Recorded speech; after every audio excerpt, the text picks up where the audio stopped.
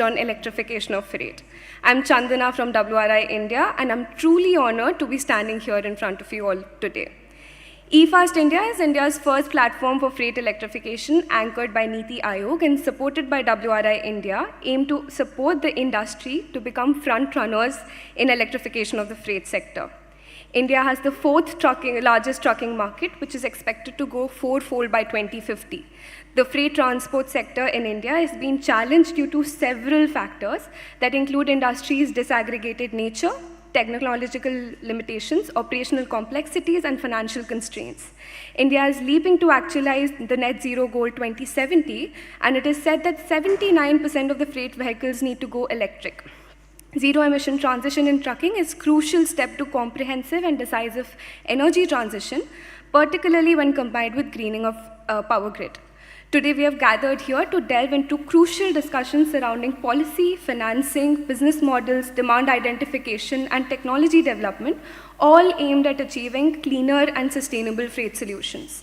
The next 1.5 hours are going to be power-packed with thought-provoking panel discussions featuring leading spokespersons and industry partners who will share their insight and expertise in this sector to tackle one of the most challenging sectors, which is freight. I request Madhav Pai sir, CEO WRI India, for the welcome address.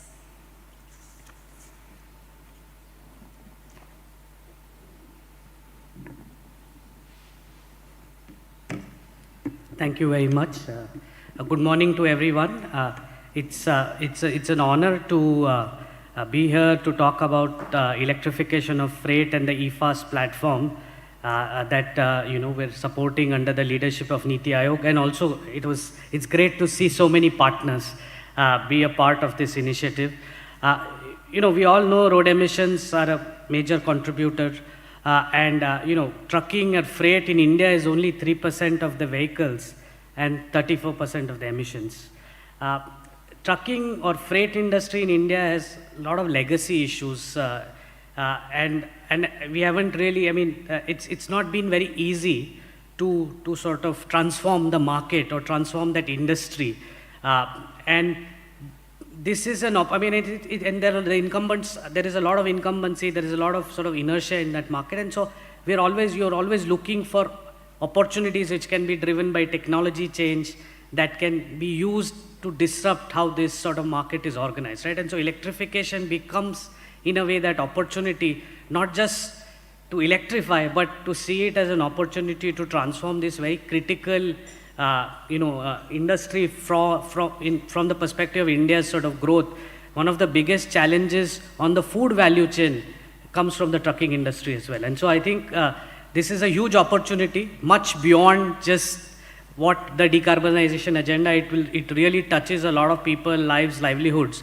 And so we are very excited to use this lever almost to see how we can drive that change.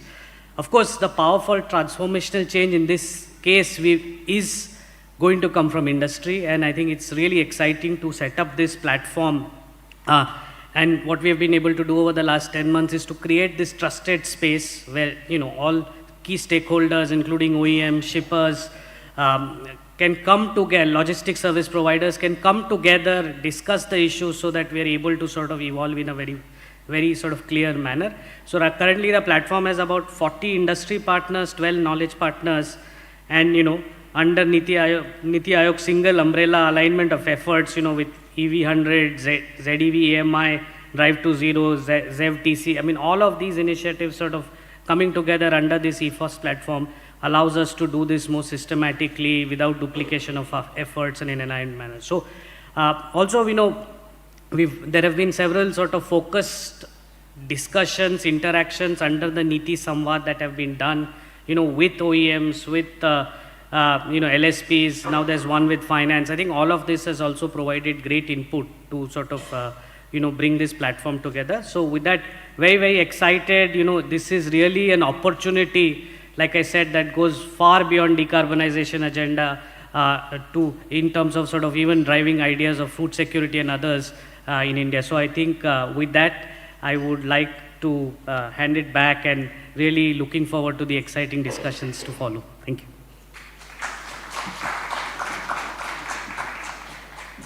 Thanks a lot for your insightful introduction, sir. Uh, Niti Aayog has been anchor for all the efforts that can be seen today. I now request Sri Sudhendu Sinha, advisor Niti Aayog, the man with the vision for zero emission transport, to give the opening remarks. So.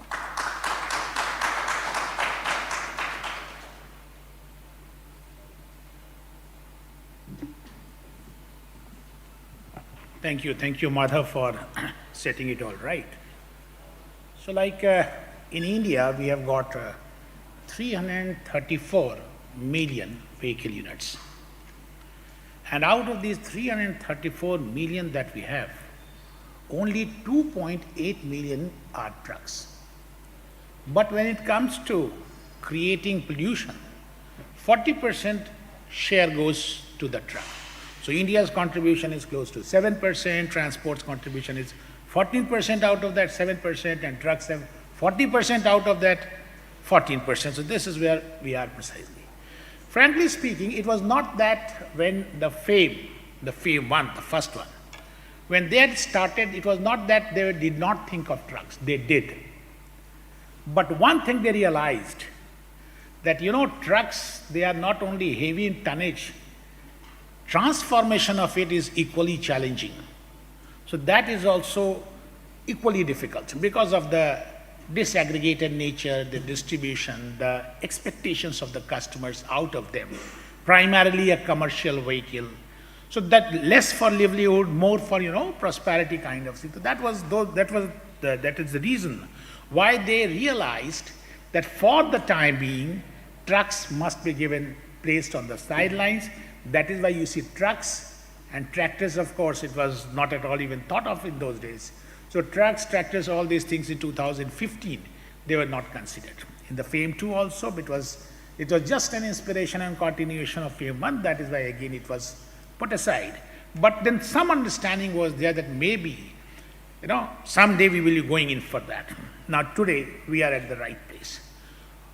You realize what are the challenges. So as I said, that this is going to be a very, very difficult kind of transformation. But the team that is taking it forward, the partners that have been named, the photographs that we are seeing around, this is equally formidable team. So my sense is that though the challenge is very high, very heavy, the team is equally strong enough to take it forward. So my expectation is that we are going to clear it through. Now, what is required, what is expected out of a kind of engagement like this, where the best of the minds are around? What we call the meeting of minds is there. My expectation from Niti would be that please come out with very, very specific kind of suggestions. Map them, tell them that what impact, what precise impact, possibly quantifiable, what impact will it have? You can also lay down, you can also mention that what could be the risks involved and how to mitigate around. So that when it comes to, when the final call is being taken on the policies and whether incentive can be embedded or not, when it is being taken, what is the call, whether we should wait for hydrogen to come someday and then take this freight duty electrification. By then, could it be till then, or it should start forthwith? So all those things can be, decisions could be taken. So that is what the expectations from Niti would be. And as we started eFast in a very, very modest way, and gradually all the partners who have been coming close, and each one of you who have contributed to it. So Sharvili is there, Jasmeet is there, Pramoda is there. I've been watching the way it is being taken at different fora. My sense is that we are going to get it done as fast as possible. The number of trucks are increasing. Their tonnage is also increasing. What is not visible is what I always mention even at the cost of being repetitive, the scalable pilot, that has to be shown in a confined premises, or preferably in the OD pairs. So when it was being mentioned the other day that in the western Rajkot, Ahmedabad, up to Pune, even that region, if we are there thinking that they will be creating such clean freight corridors, that is going to create the impact. Without that, it would be very, very difficult to convince. And the way it was being said, that if we say awareness, if we say technology, economics is going to be the driving force for it. Because you are asking a person to drop his option and go for one that is close to 1, 2 times or more than 2.5 times costly option you are asking him to go for, saying that in long run this is going to create that TCO parity, it will be giving advantages to him, probably that would be a difficult task to convince him that this is the option, this is the right option. So what I'm just trying to say is that economics of it, the logic behind that economics, the innovative business models, how at the upfront time when he is going to purchase that truck, we can show him that, see, the cost that you are paying is not more than that, A, and B, every time when you are getting so many kilometers to you, so many kilometers of run, there also every time when you are going for it, you are getting an advantage out of it. So with these two, feel and confidence in the mind of the customers, it would be saleable, we can do it. I was telling the other day at the same complex that if we start thinking it only as a policy maker, as someone who is going to push it forward, as someone, OEM we are going to manufacture, if thinking is at these positions, we will not be able to go much further. We have to start thinking from the receiving end, from the customer's end, from one who is going to purchase it, from those who are aggregators to it. The moment we start thinking from them, from that angle, then my sense is that it will be easier. It will be easy to take it forward. The good thing is that the OEMs, those operators, they are very, very bullish. They are making very, very specific commitments that so many vehicles in such a little span of time they are going to position. One sense is also there with me, that trucks involved in urban logistics, they will be the first one to get transformed, because they have got so many, I would call it a force of attraction to get this transformation. What would get delayed is the small little truck unions, owners, 5, 10, 20 truck, that is the number, who are running long distance freight, who are into long distance freight corridors. So that is one thing. Good thing is, absolutely promising thing is, that now states are identifying their freight corridors.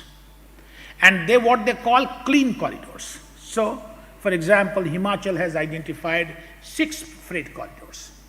So corridors ranging from say 250 kilometers to 450 kilometers, they call it clean corridor, green corridor precisely. That is the term, green corridor. By that is meant that in that stretch, the access to charging infrastructure is a guarantee.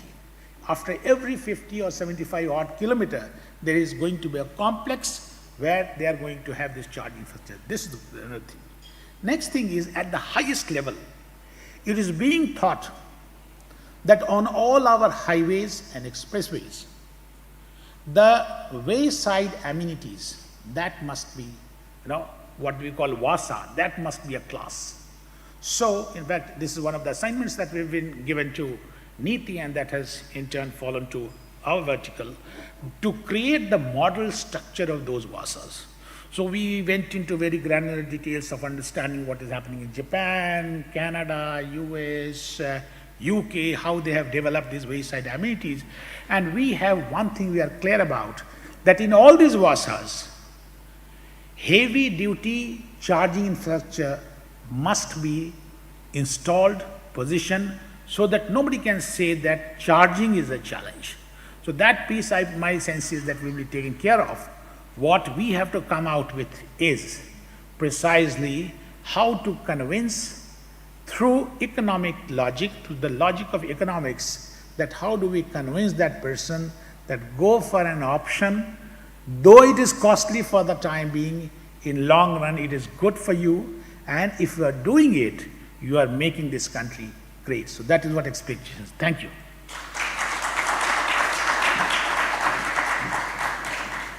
Thanks a lot, sir, for constantly inspiring us to take action and make a difference. eFast India has made remarkable progress since its launch in September 2022.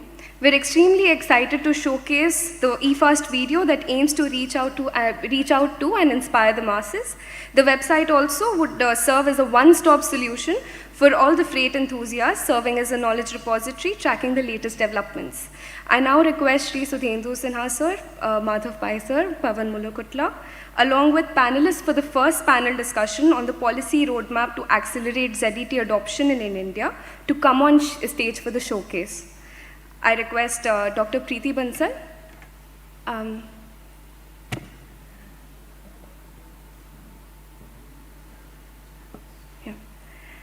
I request Dr. Preeti Bansal, Advisor Scientist G, Office of Principal Scientific Advisor, Government of India, Herman Sips, Ministry of Infrastructure and Water, Netherlands, Sydney Verghese, California Air Institute, Air Resources Board, USA, Koel Kumal Mandal, Shakti Sustainable Energy Foundation. Yeah.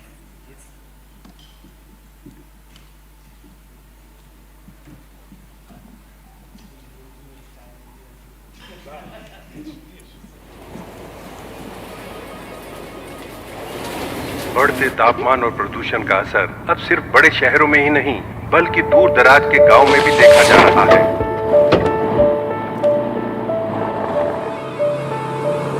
हमारी गाड़ी बड़ी, हमारा सफर लंबा, दूर दूर तक जाना, कभी पहाड़ों के रास्ते, कभी जंगल के, कभी सीमेंट की बोरियां पहुंचाना तो कभी पानी के बोतल, और कभी सब्जी, फल, राशन, गैस सिलेंडर। हमारे सफर के साथ ही धुआं, गर्मी, प्रदूषण।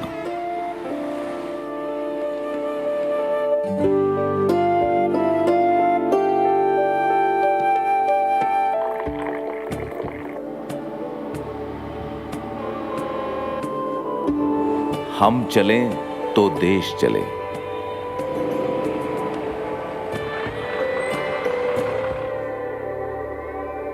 कैसे हो पवन? सर ये भविष्य है ये। चलो दिखाता हूँ। जी सर।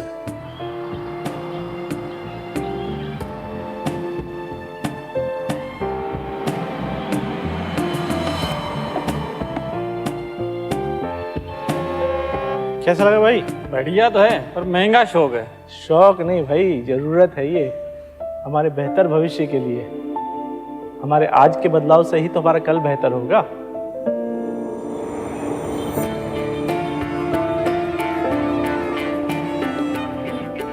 नीति आयोग लाए हैं ई-फास्ट, भारत का पहला प्लेटफॉर्म जो साथ लाया है ट्रांसपोर्ट जगत के सभी साझेदारों को, ताकि सभी की भागीदारी से ट्रकों के विद्युतीकरण का काम आगे बढ़े और भारत बढ़े जीरो एमिशन लक्ष्य की ओर। हम बदले तो देश बढ़े सुरक्षित समृद्ध भविष्य की ओर।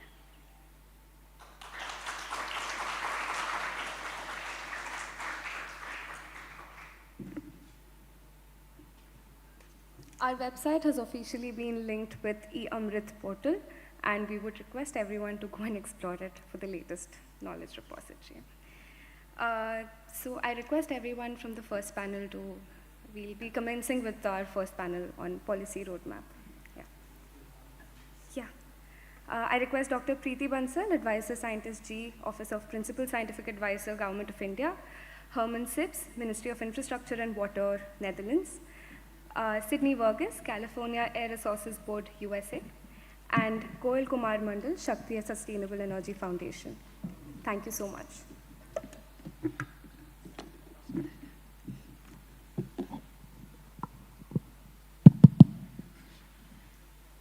Good morning, all, and welcome to this interesting discussion.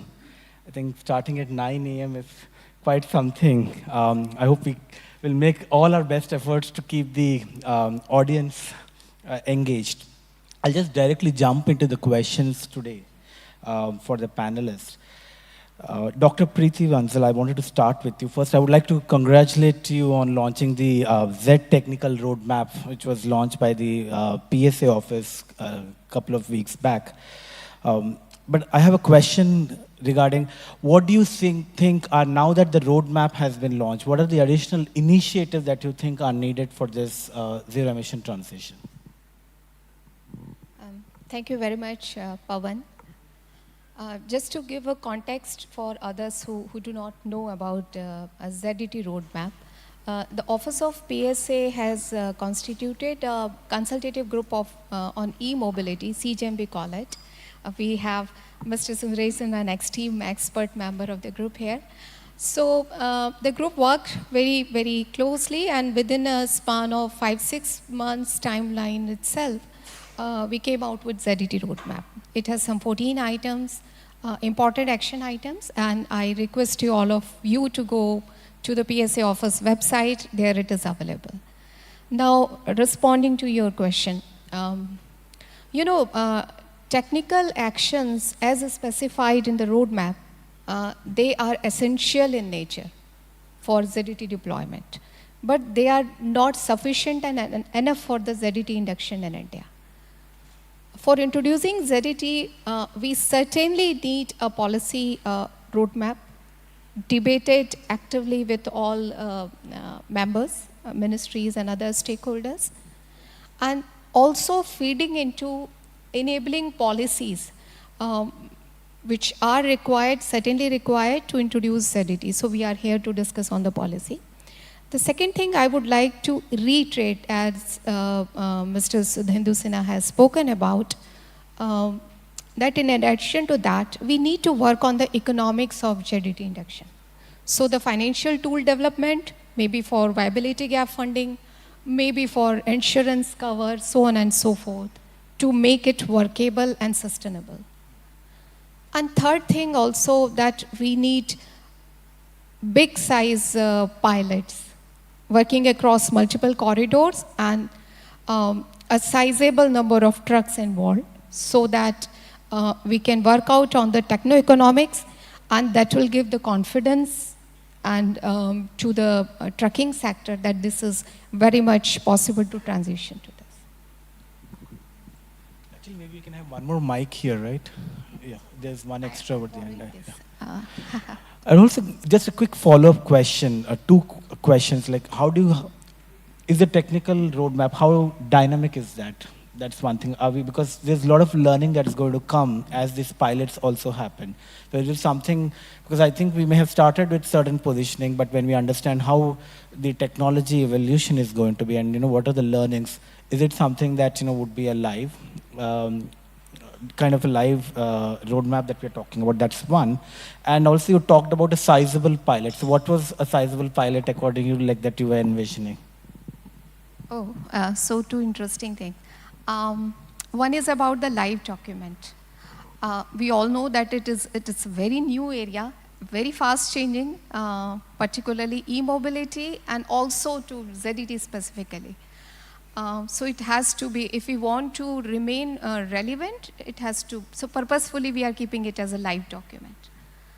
I would like to inform here that across all 14 action items, many of them has already started, and mostly by Center of Excellence in IIT Madras, and also ARAI and other agencies as our partners. I think some way WRI is also being engaged for some of the stuff.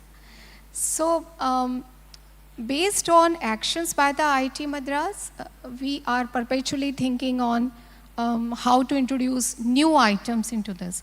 So as of now, two new things are in our mind. First of all, devising predictive models or maybe machine learning based tools for deciding where the charging station should be there across a corridor. This is one of the things. And the second thing which we did not cover in our original roadmap is about having a proper analysis of failure mode and their effect analysis, considering the extreme weather conditions of India across multiple corridors. So this is two items where the work has already started. And going forward, based on our experience, we are going to add multiple topics to this live document. About the size of the pilot, initially we thought of that at least 30 corridors with 100 plus ZET, 100 plus trucks should be a good sizable pilot. As of now, we are not sure to identify, to roll it out on 30, but this is what we have envisioned in the document. That's quite Ambitious. but it's good also. We need to keep our ambitions high. I'll come back to you, Dr. Preeti. Just wanted to, Sydney, bring you in this conversation. Wanted to understand how did the journey in California start actually? Because we always hear about the California model and of course with the act now in place. But where did you start? Did you all have this roadmap? Was there any parallels that what India is doing? Was that something done way back? It will be good for us to also understand how you started it and where you are right now. Wonderful. Well, thank you so much for having me today. It's a real honor to be able to share the California experience, but also learn more about what's going on in India and find ways to support each other through the transition. The way it started in California, well, I was listening to a lot of the numbers during the introductory remarks, and it sounds awfully familiar to me. Very similarly, trucks consist of a very small portion of vehicles that are on the road, but a very high percentage of overall emissions. So we too have a big trucking pollution problem. California's been hard at work cleaning the air for decades. We've made a lot of progress, we're very proud of it, but still 26 million Californians out of 36 million still breathe unhealthy air, so we know we have work to do. So a big thing really pushing us to looking at the trucking industry was that air quality challenge. So we were looking at that, and then also we were seeing, as we were talking to fleets, that fleets were recognizing that there are already great economic benefits to adopting zero-emission trucks now. They thought that purchasing zero-emission trucks would be very important for their future competitiveness, but they just didn't have access to purchase those trucks in California. So while over 500 makes and models of zero-emission trucks are available commercially internationally, very few of those were available to purchase in California. At the same time, we were hearing from infrastructure providers that they wanted to invest in California. They wanted to invest private dollars in medium and heavy-duty charging infrastructure, but they just didn't have the guarantee that a market, that those zero-emission trucks would be there waiting for them. Oh boy, that does make a difference. Thank you. Oh dear. So we started looking at a supply-side mandate. We recognized that we had a supply-side problem. So we adopted the Advanced Clean Truck Regulation that requires manufacturers to sell increasing percentages of zero-emission trucks into the state. We found that there's nothing better than a supply-side mandate to help ensure affordability, equity, and accessibility. So in terms of affordability, even though a number of zero-emission trucks already pay off against their combustion counterparts, putting the pressure on the truck manufacturers to make sure that they're providing a product to market at a price point that fleets can provide is really guaranteed through a supply-side mandate, or they won't be abiding by our regulation. And they don't want to do that. The other thing in terms of equity, we really think a lot about air quality, and the way to ensure mass air quality benefits is to really ensure mass deployment of zero-emission trucks. A supply-side mandate helps guarantee that. And in terms of fleets having access to choice to purchase zero-emission trucks, again, a supply-side mandate became the answer for us. A number of other US states have also adopted the Advanced Clean Truck Regulation, so 8 other states have joined with us. That means 25% of the US truck market is now going zero. And we have heard from a number of EVSE infrastructure providers that they will only invest in California and our partner states because they have those guarantees that the market will be there waiting for them. I would say very excitingly, we recently amended that regulation.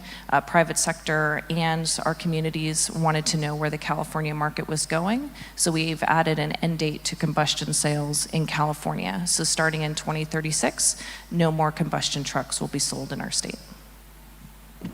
That's quite a regulation in place. But Sydney, I wanted to understand, how has the OEMs reacted to this?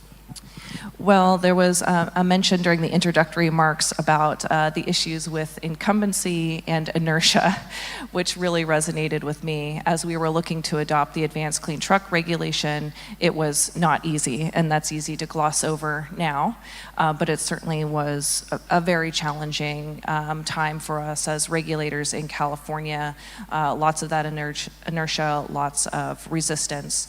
Now that the Advanced Clean Truck Regulation has been adopted, now that we have that end date to combustion sales in our regulation, recently in the last week or so, big news back home was that all the major US truck manufacturers recently stood up and said that they supported California's zero-emission truck policies, including the end date to combustion sales in 2036. So now that the policy's on the books, things have changed a little bit. Awesome, great to hear that. Herman, let me bring you to get perspective from Europe and Netherlands. Like, where is the transition for this ZET right now? Where do we currently stand, and how are you really looking? Because we also hear about the conversation between battery electric and also hydrogen. So how are you seeing this transition?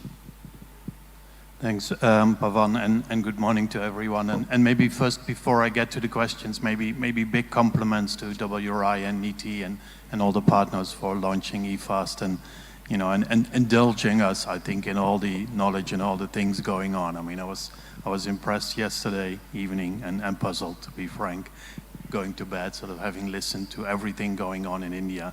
And basically it made me even wonder what to say, because, all the pieces of the puzzle, you seem to have them in place.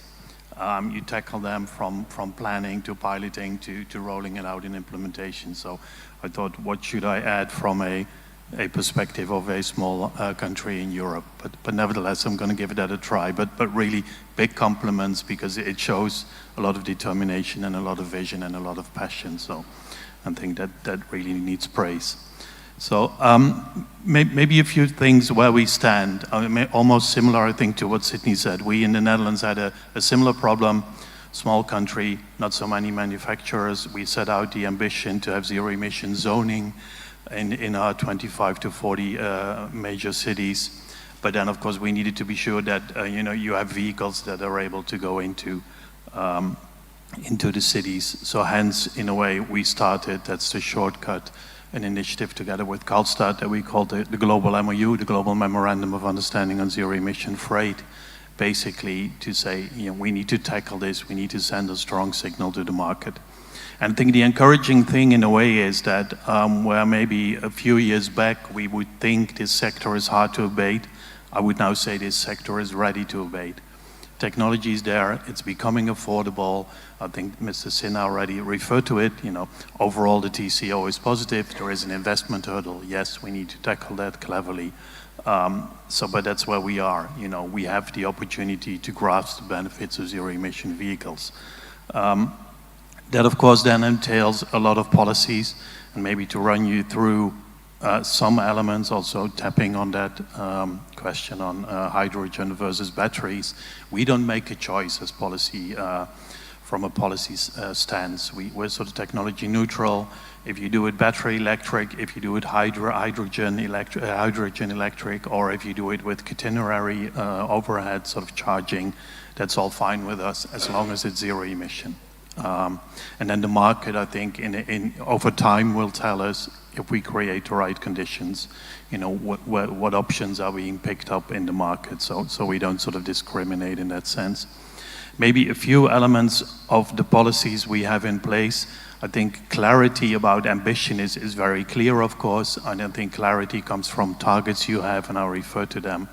But in the Netherlands case, we also have a very clear plan to roll out the charging infrastructure, because we clearly understand that if you don't have that in place, without it, nothing moves, literally.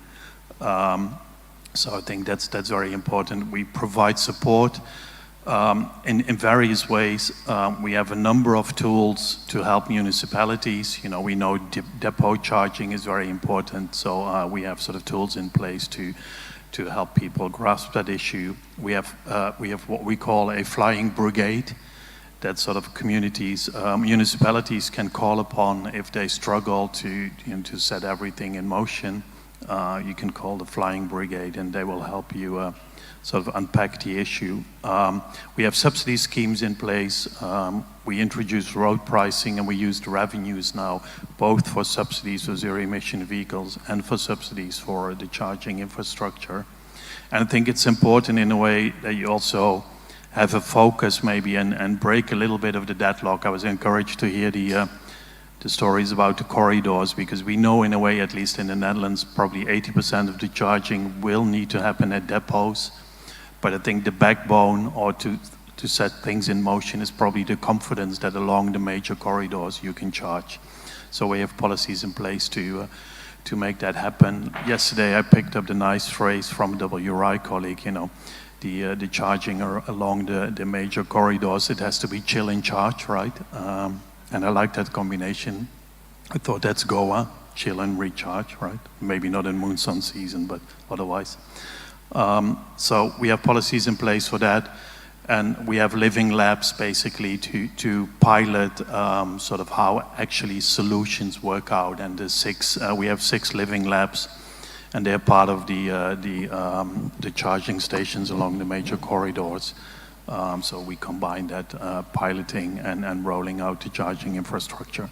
And then maybe lastly, sorry for speaking long, Pavan, I think we also, you need to sort of probably think ahead. One of my former ministers said, you know, rolling out the charging infrastructure is not like a sprint, right? The Netherlands was, you know, is always ranked as number 1, 2, or 3 in doing this, but he said, yeah, but it's not a sprint, but it's a marathon. So you have to look ahead and think one of the issues we are currently tackling and need to tackle heads on is to make sure that we don't run into net congestion. So we think it's very pivotal that there is a very good cooperation between energy ministers or people in the energy domain, beyond ministers, I would say, and people in the transport domain. So with that, some reflections from our country. Look, quite comprehensive. I heard road pricing, you know, how we are integrating between different ministries as well. A lot of action items and learnings. Koel, let me bring you in here now. I mean, we have heard about, you know, what India is trying to do, experience from California, Netherlands. Where do you see this whole opportunity for cross-collaboration is one? Are there learnings from the global that India could really use this? And also, is there an opportunity for a platform like eFast, which is more of, you know, a campaign to really bring all stakeholders? How do you see that this can really move forward and take the transition? Sure. Is this working? Can you use this one? Thanks, Pawan, and good morning, everyone. I mean, let me begin by saying that we have made remarkable progress in our zero-emission vehicle journey in India across all vehicle segments. But when it comes to trucks, I think we heard the word inertia from several participants. Madhav mentioned that, Mr. Sinha mentioned that, a lot of us mentioned that. I think that's the... Okay. And I think that's true in a lot of sense. There are, when you think of it, there are a number of barriers in this segment, for this segment to transition. And first and foremost, I think, before anything else, we need sort of a forcing function that will enable a lot of these different things to come together. And we need careful analysis on what that is for India. We've heard different examples. It could be these pilots, it could be an incentive scheme, it could be a supply side mandate. They all have their pros and cons. We need to carefully analyze what will work for India. But that is, I think, the first and foremost, the most important thing for other things to then kick in. In terms of collaboration, I mean, this panel itself and this room itself is a mini collaboration of sorts, right? We're hearing experience from different countries. They've all had their own journeys. So I think there's a lot to learn, government to government, national government, city governments, what pathways, what policies, how do you enable businesses to change? So I think there's a lot to learn there. But second, also in terms of collaboration for businesses, for business models, I think we'll see a lot of different kinds of business models emerge out of the transition. We don't know what those are right now. In US, for example, and in other countries as well, you see this as a service model already emerging for trucks as well, which we didn't think a few years earlier, right? This entire fleet services, providing everything from charging to vehicles to the wayside amenities that Mr. Sinha mentioned. How do you create these business models? How do you create cross-sectoral collaborations? Once the megawatt scale charges come into play, I think we'll have a big challenge with grid flexibility. So how do you work on that? So I think there are collaborations required on different fronts. And the good thing is that we have made steps in the right direction. And the eFast platform is a great way of bringing all those things together. A lot of us in our own ecosystem, the civil society ecosystem, the private players, businesses, we're all working in our own ways, own pilots, own measures. But I think this platform brings us together and really coordinates a lot of the efforts we are doing, which makes learning a lot easier. So I think I really congratulate all the participants and of course Niti Aayog's leadership in bringing us all together in this. Fantastic. On that note, let me, Chandana, we have here Stephanie. Stephanie is the Senior Director with Global Drive to Zero CalStart. Thank you, panelists, and many thanks to the eFast partners. CalStart is delighted to be a part of this tremendous partnership. So I've been asked to speak quickly. I will offer a couple quick summary thoughts from this wonderful conversation that is full of insight but also commonality. So one of the critical things that we're hearing is just how necessary a clear market signal is. That within the eFast platform, part of what you see is a systemic and systematic effort to support deep collaboration. And what we also hear is that there are commonalities and problems across the globe. Mr. Sinha started with a set of figures that are dramatic about the scale of vehicles on the road, followed by Ms. Burgess, who then complemented that with the scale of problem within California. These are common problems that extend, impacting air quality, impacting climate, but have wonderful potential to move from problem to solution, to serve as climate solutions, as economic benefits, and as transformational market opportunities. What we also hear is that clear ambition is vital. Mr. Sips spoke about the importance of setting a global ambition that's grounded within the global MOU to keep our eye on the prize, to look at 100% decarbonization over the kind of time that we have, which is not very much. There are a host of policies, and as Ms. Menzel said, a roadmap alone is not enough. We need forcing functions, as Mr. Coyle said, enabling policies. We need to ensure finances in place, sizable pilots to build confidence, and those kinds of assurances that only deep collaboration will assure. So whether it's chill and change, I think that was a pretty great term you coined, Mr. Sips, or another framework, what we have within the eFast platform is true ambition. So thank you, esteemed panelists. Thank you so much, Stephanie, for summarizing. And I also wanted to take this opportunity to thank all the panelists for joining this for an interesting discussion. I also wanted to really thank Niti Aayog, Mr. Sudhendra Sinha, and Joseph, who has actually been a pillar of strength in actually making this platform come to reality with other partners as well. Thank you all. Thanks a lot. I quickly request the second panel discussion panelists to come on stage for the panel discussion on accelerating ZET adoption, industry efforts and commitments, part 1.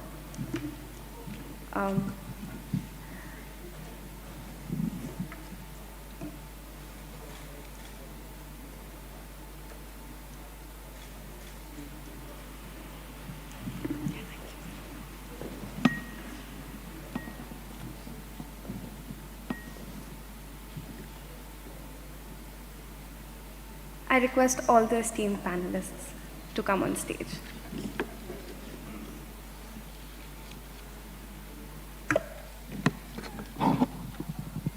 Yeah, I think by the time the panelist comes, I request to put the slide on the demand signaling. Due to the paucity of the time, we'll quickly, we have 15 minutes, sir and ma'am, so so that there is another 7 people are lined up post your interventions. So we'll give 2 minutes each. I'll have one question, and if there is any specific question, I'll come to you. And one thing is specifically to everyone. So the slide that you're seeing is the a relentless persuasion from Niti Aayog and an astronomical effort put together by all the EFAST partners. So they have showcased, they've worked with all these OEMs and the LSPs and put together, they've got this nearly 8,000 truck demand. And in the bus case, the first NEBP has the first demand aggregation, when we did the demand aggregation program, it is 5465. And if you look at this number, it's much bigger than that. And the 5465 was the world's biggest tender for buses. And what would be the 8,000 trucks if it comes through? If we stitch together a solution and put together 8,000 trucks demand, that would be world's largest tender. With that introductory notes, and before I jump into, I want to give one round of applause to all the partners, to all the LSPs, to showcasing this grand number to the global. And with this, I just wanted to ask, all the panelists to how you are part of this demand signaling and the pilot corridor that Niti Aayog work together. How could you achieve, like you're part of this entire conversations, how you share your thoughts on how do you achieve your demand that you want, that you're projected? That's one question. And I asked specifically OEMs to speak on, so you're seeing a demand and how do you bring the supply side perspective also? Over to you, sir. Yeah, thank you. Thanks, good morning. As being the representative from the supply side OEM, I'll focus more on the supply chain again, given the paucity of time. So one, we are carrying over our experiences from the bus side. So a lot of initial supply chain at least is a carryover from our buses. We have kind of divided our development into 3 phases. So the first phase is making use of the bus aggregates to the extent possible. But we do recognize that trucks are different from buses in multiple ways. So there is a next level 2-pronged approach. So we are studying, learning a lot from China. China is way ahead in terms of trucks. So we are studying what is the kind of technologies they are using. So among those, whatever can be developed quickly with local partners, that is phase 2 of our supply chain development. Phase 3 is slightly longer term, maybe in about 3 years time frame. Again, with local partners, we are developing. Key to this is the TCO benefit. If we need to realize with electric vehicles, the kind of long-term relationship we need to have with the customers. The customers need to be assured that spares will be available through the lifetime of the product, and also what kind of maintenance support we can provide, what kind of warranties we support. So we are working with our supply chain partners. That's a key requirement for the entire chain. In order to enable. Yeah, thank you so much, sir. Before I come to Gentari Green Mobility, I'll ask TCI to speak about their approach and maybe how is TCI envisioning sustainable logistics operations with electric trucks. Yeah, thank you. Good morning. Primarily, we will try to cover the perspective of the transport and logistics fraternity. We call them as LSPs. More on the implementation side.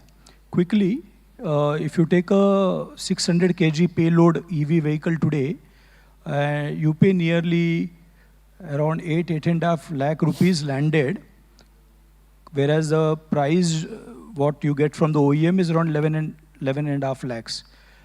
There's a 2 lakh subsidy called as FAME subsidy, and there's a 1 lakh subsidy typically a state gives. So state of Maharashtra gives you a 1 lakh subsidy. So the point number 1 from the fraternity is things look good when you get these subsidies. Subsidies will not drive businesses. Economy doesn't want subsidies. So when we are looking at building an ecosystem, we don't need subsidies in the long run. So we'll have to teach the community to live without subsidies. Then the delta, that is the price differential, is pretty high. You're going to look at a 40-50% delta on the small vehicle side, and on the long vehicle side, you're going to look at a 2.5 times, which even Mr. Sinha alluded to. That's point number one. Point number two is that we are a bit surprised. People are saying EV ecosystem, EV manufacturing, players coming through. It's not going to work standalone. It has to be inbuilt into the legacy we already have. We have a legacy infrastructure which is running well and delivering, the entire goods across India and to the neighboring countries. We have to build the EV ecosystem within the IC ecosystem, which means we all have fleet centers. We want those EV battery stations, the entire knowledge transfer, the entire working within the same. You can have some augmentation, but not that you start talking of a new system. The cost of creating a system is big. So no subsidy, it will not work in the long run. Please let us use a legacy system so that we can bring in, most importantly, communication and awareness. I'll give you a case in the point. I think, sir, to be brief, because sure. I need some... One last point is that the ecosystem has something called as detention. We need to factor in how detention will be planned in the entire ecosystem when you plan the corridor. So we need to be practical, not thinking that a corridor will do a lot of trips, because at the loading and at the unloading point, you have this factor. So these are the three main implementation points from our industry, which we try to represent the transport and logistics service providers. Thank you. Yeah, before I come to Abhishek, I just wanted to make a point that on the legacy system, that the automobile sector is a melting pot of technologies, and technologies are changing, day to day. And EV is a revolution, technology revolution, and we need to look at that perspective also. Abhishek, over to you. Yeah, hi everyone. So Gentari is where all of Petronas clean energy initiatives over the last few years come together. We launched in September last year, and this is where we take a holistic view of the entire ecosystem. Trucks are a very exciting foray. We are very excited about it because the three verticals that we have are renewable energy, which is solar and wind, and then green hydrogen, and finally green mobility, which I look after. So I think it's a very solvable problem. We have already been in the mobility sector. We have around 1,500 odd vehicles which work with basically last mile deliveries, 3-wheelers and 4-wheelers cargo. As these vehicles start coming in, what we are looking at is being able to run them on zero emissions. Basically, solar can combine with your charging infra to run electric vehicles and also be used to produce green hydrogen. So that's the intent. What we do is we do the demand. We take the technology risk. We own these assets and give them out on subscriptions to our customers. So we remove one barrier of entry. We increase the adoption rate by basically giving very flexible terms to our customers. These are not longer 5-year lock-ins, etc., which you take from banks and NBFCs. So they can sample, they can try, and then they can adopt and return the vehicles as low as a month notice period. Happy to report, if any of the returns have come till now, have been mostly around the business dynamics instead of vehicle issues. The vehicles are quite stable and expecting the same from trucks going forward. Yeah, this is truly a business case. Thank you so much. Now I go to Mr. Raju Goel. What is Ultratech's plans for pilots and demand signaling in freight electrification? Yeah, just please share your thoughts on this. Thanks. Good morning to all. Coming back to before I start, I want to say that thanks to the Niti Aayog, WEF and the WRI, because they approach us and they discuss with us. So why I'm mentioning this, because I believe that collaboration and communication can accelerate any initiative. So thanks for the Niti Aayog and the WF for making this initiative. Coming back to the point, this Ultratech, as you know, that we are the 3rd largest cement company in the world outside China. And you might be also knowing that last year we have produced and sold 100 million ton of cement.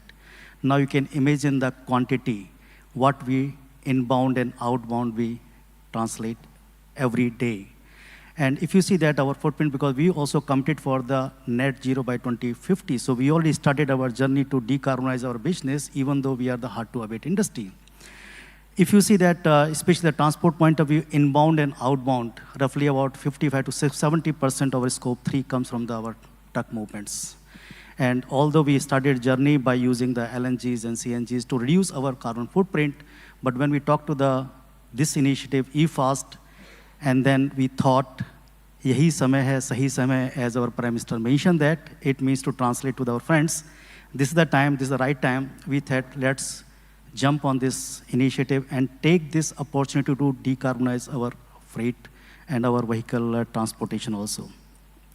And also we know that, as Mr. Sinha also mentioned that the growth of India, I tell you the growth ambitions of Ultratech also. So we are currently, as we're talking today, we have yesterday about 130 million ton capacity we have installed. And we have a responsibility, and being a number one player in the India, we have the more responsibility to take this initiative much more faster and faster, as well as the very holistic point of view. And we, the part of this whole commitment, what you have shown that 750, we have taken that. And especially when we listen, there's like a Gujarat and Maharashtra corridor coming up, because our operations are significantly in the west and the Maharashtra, so we thought this is the right place and right things to participate in that. And we have taken this initiative. And so coming back to our commitment, what we made, this is our most motivated opportunity for decarbonize our trucks. Thank you. So just going back, like how the other corporates like Tata's have net zero targets, does Ultracement also have net zero targets? Yes, we have the net zero target by 2050 for entire business. Thank you. So if I can say that, if you see the compared to the other places, we have recently yesterday announced that we have achieved 557 kg CO2 per ton of cement, which is a world benchmark in that kind of thing. Thank you so much. Now I go to Ms. Rinika Grover. Being a very big whale in the tire industry, ma'am, Apollo Tires, what is Apollo Tires' plans for decarbonizing its value chain? And you can also respond on to the plans if you have any net zero target plans, please. Greetings to everyone. First of all, I'd like to laud WEF, WRI, Niti Aayog for this initiative, and thank you for inviting Apollo to be a part of this. I just kind of resonate with what Mr. Goyal was mentioning and what Mr. Sinha mentioned earlier in the morning when he was making an address that 40% of the emissions and 40% is attributed towards the truck drivers, the trucking community. When we look at why Apollo is doing and what Apollo is doing in this area, I'd just like to highlight, of course, we are talking about net zero targets, carbon neutrality. That's something we've also made a commitment of by 2050, given the fact that we have our operations in Netherlands and Hungary as well. So not just in India. So we've also made a similar target and a commitment of being carbon neutral by 2050. Decarbonization or looking at zero emissions within the value chain is very, very critical, because as we are contributing towards the value chain emissions, we realize that when we were reporting on our scope 3 emissions, it's about 50% of our contribution comes from basically logistics movement, and this is something that what we're reporting on. And it's a no-brainer. It's the need of the hour to look at it. So that's why we realize that we need to move towards electrification, which Mr. Goyal just mentioned. So somewhat that's the propelling factor for us to go towards it and looking at it as a particular area, because when we move towards electrification, we just kind of calculated the low-hanging fruits as well, that the most important thing is we reduce about 65% of our emissions through that. So that's one of the critical areas for us to go through, and a pivotal area for us to look at. Why Gujarat? Because Gujarat is where one of our manufacturing locations is. So it's something that when we are mapping out, that was one of the areas that just came up straight away, that this is one of the corridors that we could look at. And we've already started to look at last mile delivery. We've already started to look at which are the areas where we can go through electrification. That's one specific thing. Just last point, and then I'll just stop. I know you're looking at me. So one is, of course, adoption of EV vehicles within the areas, and the other bit, which is very, very critical for us, is how we can accelerate the EV vehicles, the EV tire side of it as well. So that's one of the other elements where we're looking at the contribution as well. So we are supplying tires for EV vehicles because we want to accelerate their journey. And the most important thing is the infrastructure support, where we are collaborating, partnering with our partners to support and provide infrastructure within various areas to kind of have that infrastructure support of charging units as well. So that's like a three-pronged thing. There's a lot of work that's happening, but again, thank you so much. And this is one of the most important and critical, unequivocally, one of the critical areas that we needed to collaborate on, and that's about it from my side. Thank you, ma'am. Thank you. Before I go to Mr. Palsania, let me bring in Hindustan Zinc, Mr. Vikas. You have recently floated an expression of interest inviting LSPs for deploying electric trucks. Can you speak about that, please? Yeah, so one is the commitment what Hindustan Zinc is having, like 50% reduction of... Be a little louder, sir. Can you keep it close? 50% reduction in scope 1 and 2, and 25% reduction in scope 3 by 2030, and net zero carbon by 2050. So in that, we did some initiatives. One is that we launched the BEV, first BEV in the mining segment. So it is already running in our mines, and we have 3 BEVs in the mining side. Then inside the plant, the other operations are there, where we have forklifts and the golf carts. So all those things we already converted. So 22 such vehicles are already running in Hindustan Zinc Limited. And then when we come about the trucking side, so trucking side, we have our own mines and smelters, so we can provide all those things which the transporter needed, like the tenure. We have released an EOI for electric vehicle also, but I feel that the awareness is still not there, and the transporters who are not able to know about those EOIs, this is a better platform where they can come to know about all those things. So we are providing them the tenure, like 8 to 10 years of the tenures we are providing them to them.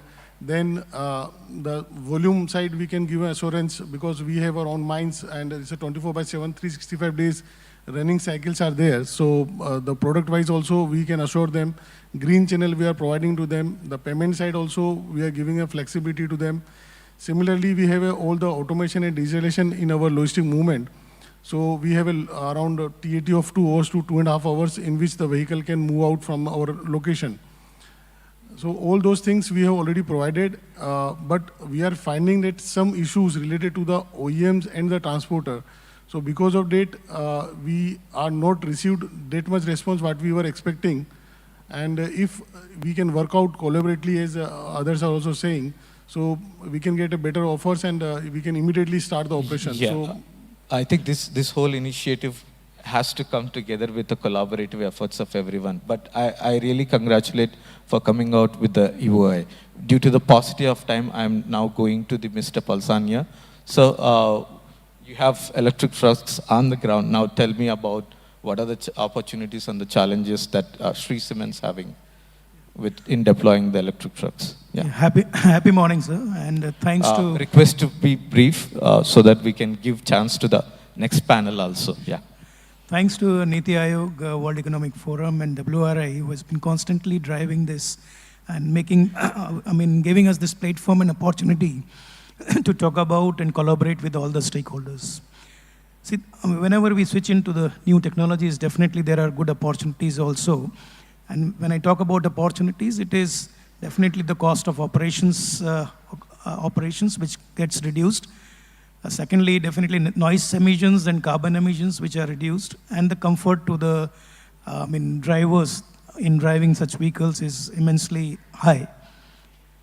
In challenges, what we faced was First of all, the know-how of keeping the uptime of such vehicles was limited, whether it was with OEMs or with buyers also. Secondly, charging infrastructure, which was a challenge at that moment of time. And third was that the charging time, which was around 2 hours to charge a single truck. And you know that the movement of electric trucks makes it feasible to run because it replaces diesel. So that was the biggest challenge, and we look forward for the battery manufacturers, how they can give us a battery which can give us a range of at least 200 to 400 kilometers.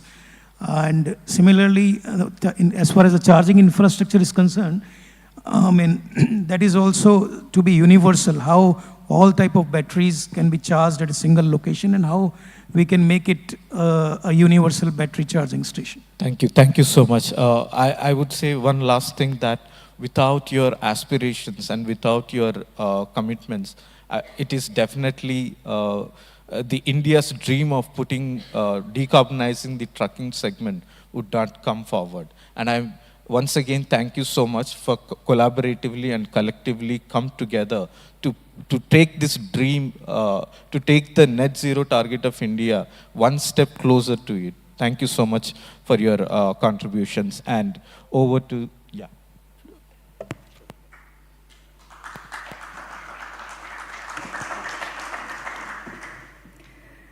Collaboration is a key word that we've been hearing again and again today, and I think this is a true testament of that collaboration.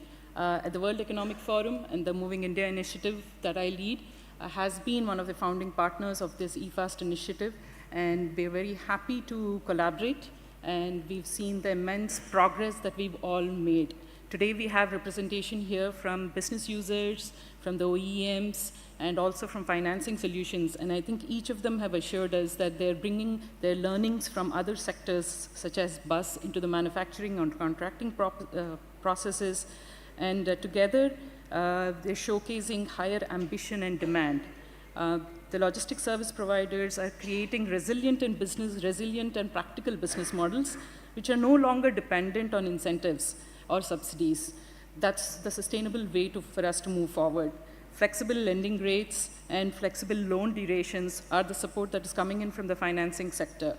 And we all, on the stage here, we have representation from the tires, cement, metals, and mining industry who are showcasing that this is the time to act to meet the net zero targets that we have set for businesses and the country has set for itself.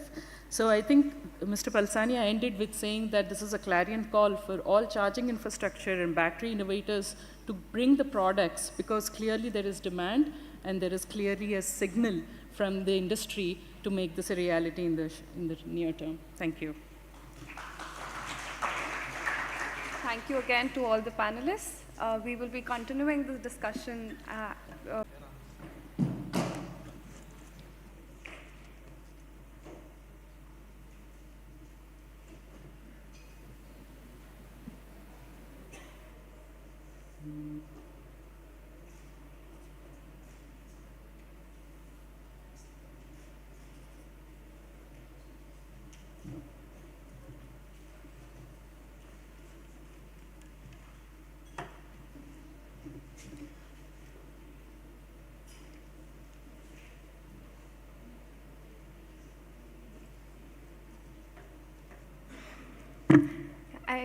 I request everyone to come and join us from the third panel on the stage.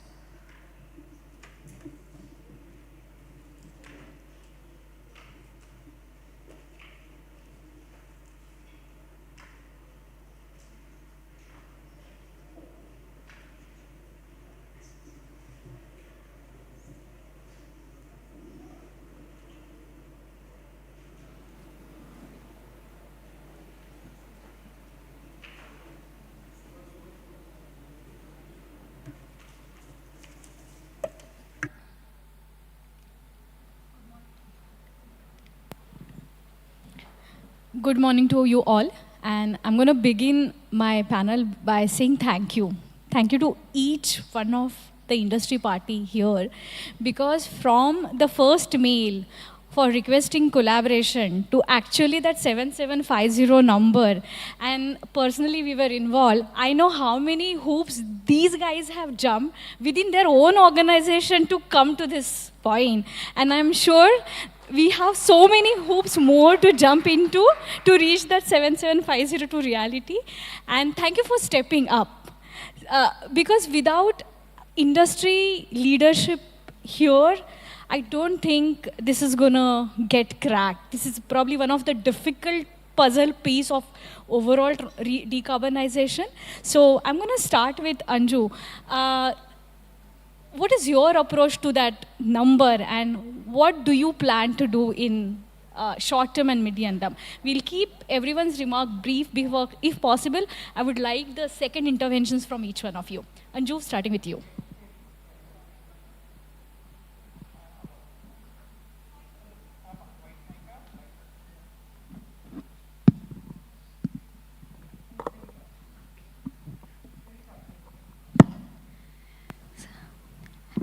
Hi, thank you for the opportunity. At Danfoss, we aim to be carbon neutral by 2030 and also electrify all our office transport by 2030. So this move by Niti Aayog, WEF and WRI is definitely welcome for us because it will help us immensely in reducing our scope 3 emissions.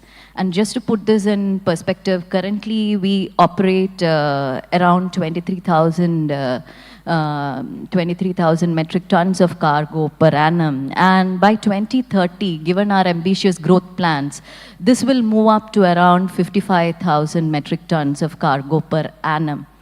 And how this translates is exactly that this actually means around 50 to 60 heavy-duty trucks movement per day and around 1 million kilometers of cargo movement in a year. So you can imagine the amount of CO2 emissions which we can kind of address with the ISDT movement which is possible.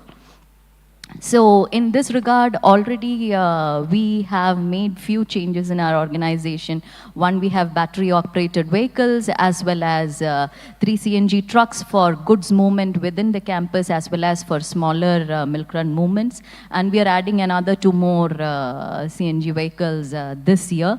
But overall, when it comes, and already the small load consignments of ours are already carbon neutral thanks to several of our LSPs who are supporting us on the rail and marine goods movement.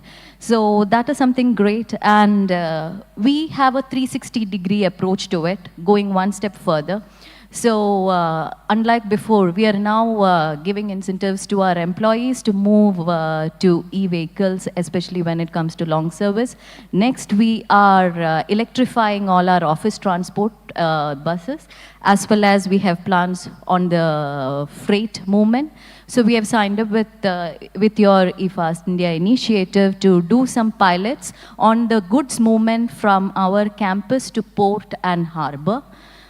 Similarly, we have also signed up for the aggregate demand initiative. Last but not the least, we are also supporting our customers and MSMEs to make an understanding about the benefits of the sustainability initiatives as well as help them to make this move possible.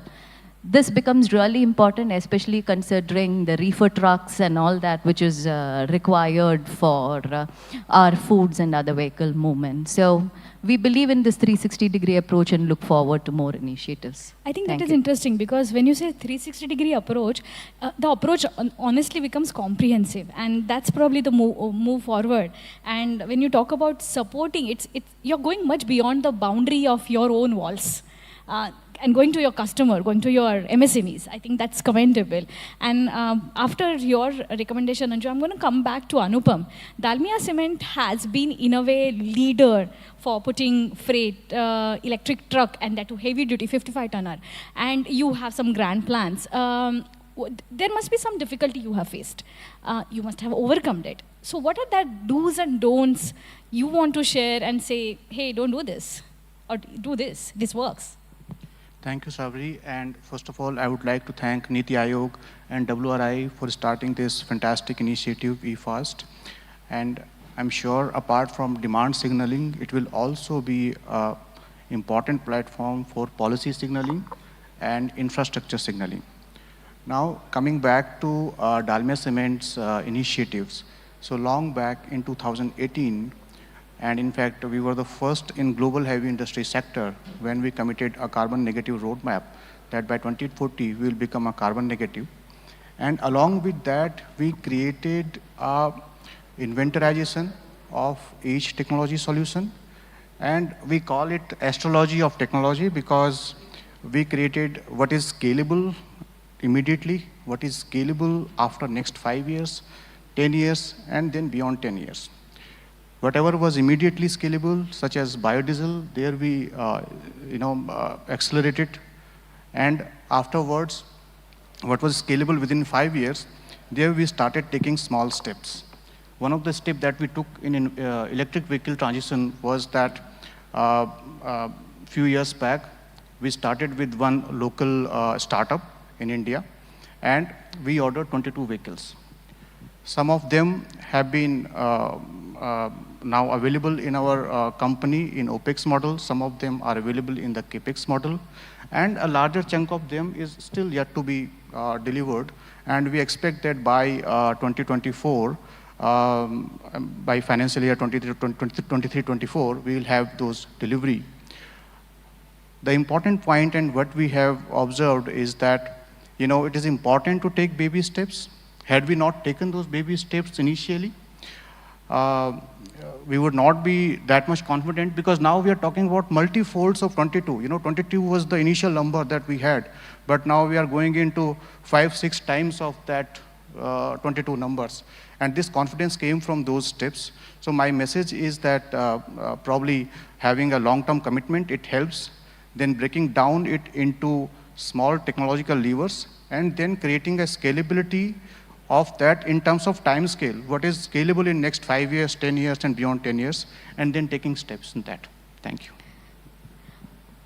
Taking their baby steps, it's really important. Probably we are going to come back to Dalmia Cement separately to understand what worked, what not worked, and create a case study for other industries to kind of learn from. Because there are many industries who are now trying to implement it, and those learning would be good to capture. Post Anupam, I'm going to come back to Mr. Balveerji. FMCG is a challenging sector.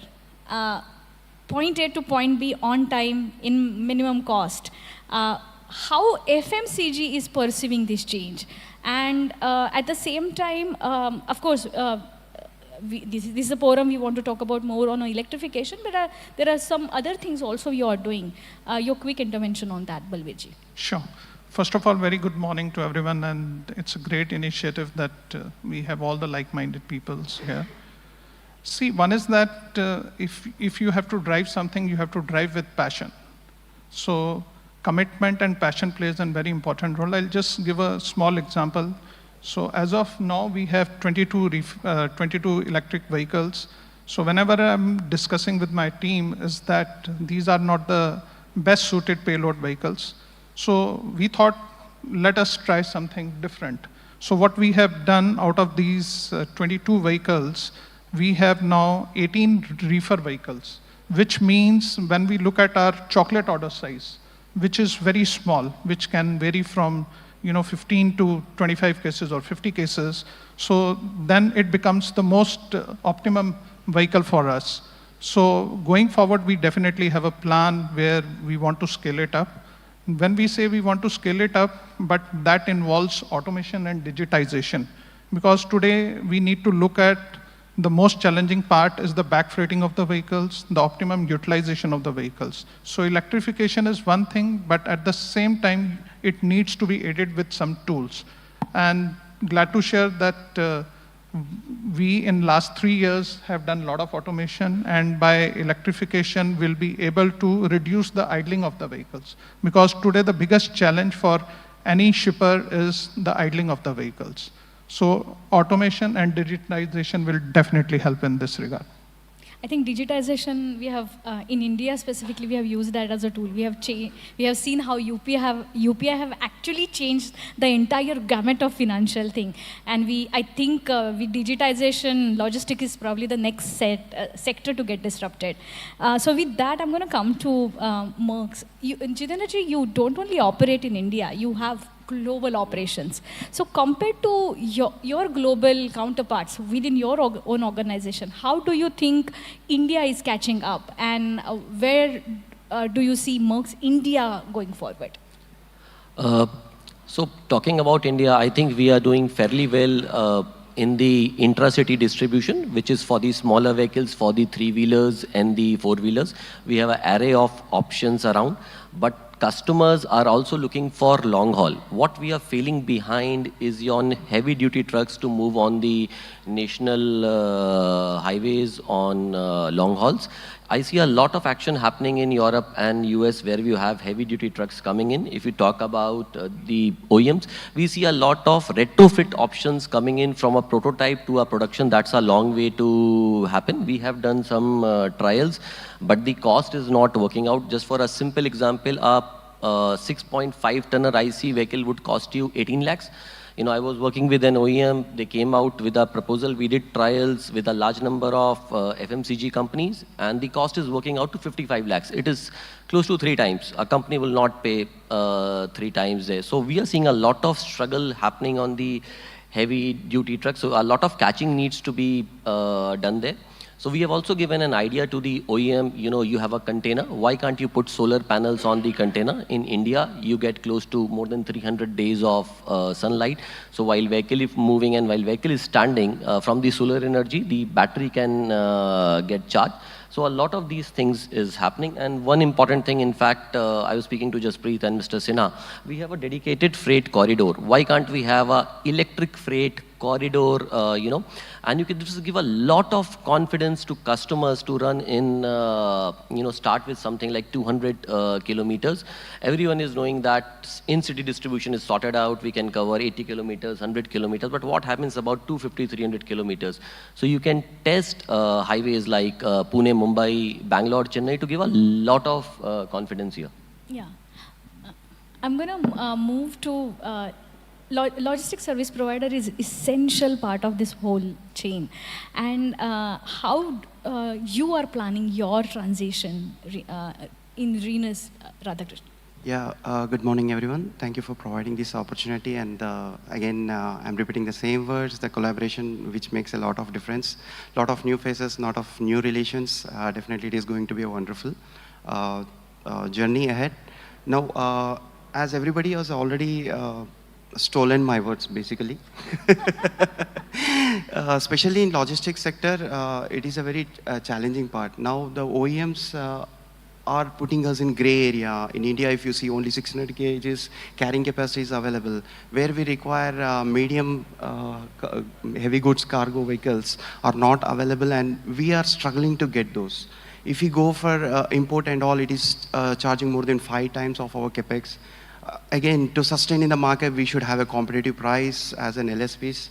So the capex what we are expecting is not up to the mark. And yes, as an organization and as a responsible people, as a sustainability, we are having the commitments that we should reduce our emissions. But the infrastructure and the availability is a challenge over here. Moreover this, already we are facing a challenge in India with the drivers part, where we got the high technology vehicle with the low educated people over here. Again, when it comes to the electricity, the training sector has to be standardized, which is the most important key factor, right?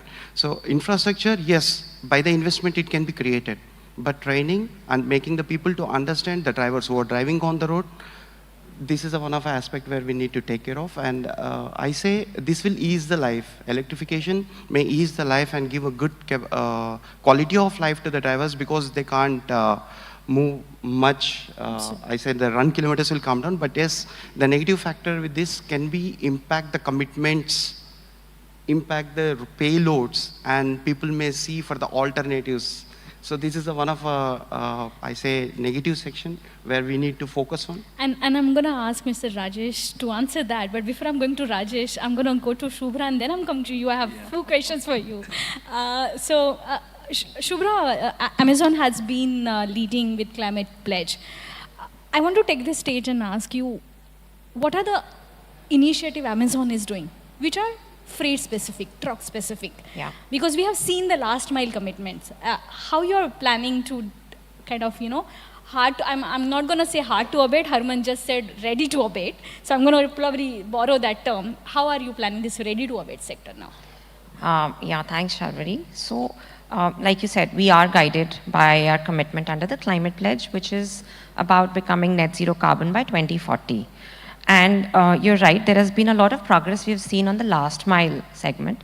I'm hoping that actually what we saw, in terms of adoption and traction through the Shunya campaign of the Niti Aayog, we can replicate that through the EFAST program for freight. I think rightly said, hard to abate in the beginning. I think there are still a lot of challenges. What we are trying to do and our focus is on something that has been repeated, yesterday and again today multiple times, which is on the pilots, the need for pilots. We are committed and we are investing through agreements with almost all scalable EV startups, EV, the large scale OEMs in the country, to really look at the entire spectrum of the value chain, starting from the product development stage, the suitability for Amazon logistics, looking at financing models, what can be done in terms of longer tenure or what sort of contract structures are possible, and then also with energy infra companies, because those are, rightly, I think, again, stolen the words, but these are issues that have already been flagged, and our work is focused on creating pilots to see what possible solutions can emerge. I'll take just 1 minute to the point that, Sinha sir, you brought up the possibility of looking at VASAs for energy, for charging infrastructure. I'll just request if we can also look at the fuel distribution network, the PSU-based network, because that is going to be key if you want to get to the 7,700 number that you're seeing here.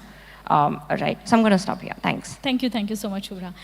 So Rajeshji, there was probably 12 months back when we started, there was no demand, so there is no enough vehicles. There are no enough vehicles. Because of that, there is no demand. That deadlock is looking like we are trying to kind of unlock that deadlock.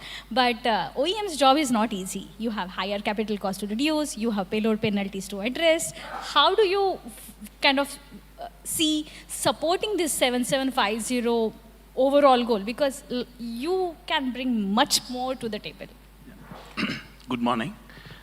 Thanks to Niti Aayog and WRI. I think now Niti Aayog and WRI has to change the number 7750. We have to add one more digit. I think after this panel discussion, we have to be, and I think we have to have more products, multiple segments to address, I think HDV or MDV or even LDV. I think what we are seeing from the industry front, we are very much committed to meet 2045 as a Tata Motors to achieve the net zero.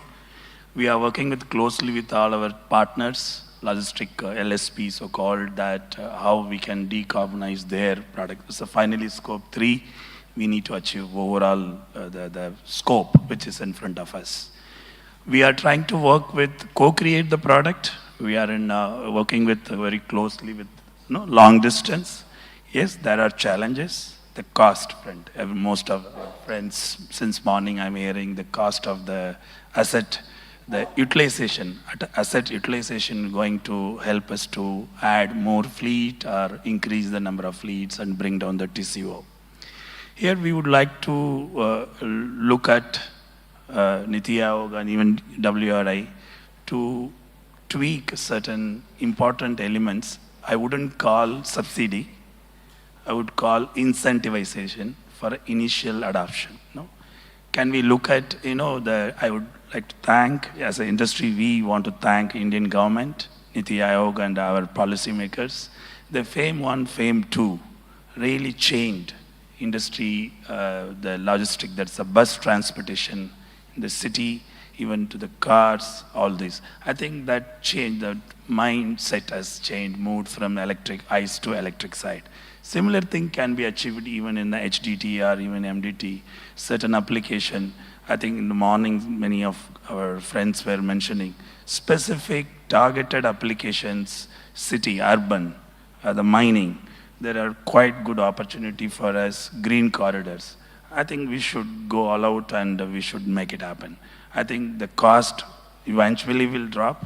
I think that is the things can be handled in a different manner. I think we have created a very good ecosystem. After the FAME 1, FAME 2, I think a lot of global companies, component manufacturers are set up their quite good investment they have made in India to support this initiative. Thank you I think so we are much. in good position. Thank you so much. And I'm not going to summarize because Atul is here waiting to summarize. Atul, over to you.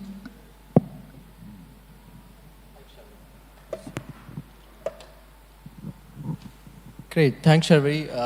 Again, congratulations for the Niti Aayog and WRI for hosting all of us, as bringing us together. Sharvi, the message is loud and clear. Companies across different industry sectors, there is clear ambition, and it's great to see the demand as well. My sense is that the ball is in our court. The onus is on us, which is the policy and the industry, to kind of play a crucial role. What we certainly need to do and do right is mobilize the right kind of business models, and most importantly, mobilize finance, which is able to absorb the kind of risk that is there. And most of this is latent risk, right? So mobilizing business models and finance is what I look at. I think what's also important to realize that all of the evolution of the space needs to happen in the complex background of the ownership patterns, which is of course a big stumbling block for a lot of us. It needs to happen in the context that there are real operating conditions for trucks. Most of the trucks in India generally tend to be overloaded, which is the pattern. So I think our business models need to also kind of factor in some of those things. It needs to also be set in the context of an evolving policy and regulatory regime of higher fuel efficiency standards and emission norms as well. And most importantly, there needs to be an acknowledgement that some of the use cases and some of the applications will move and run faster than the others. So I think as long as I think we are able to acknowledge some of these things, we are in a good shape. And again, once again, congratulations. Thank you, everyone.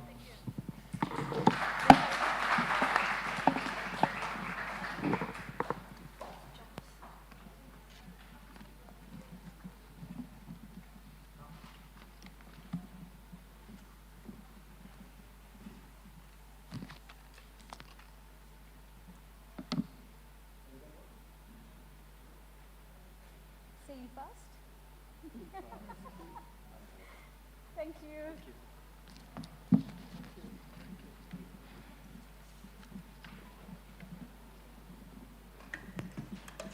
I now quickly request Christoph Wolf, Smart Freight Center, to announce the task force.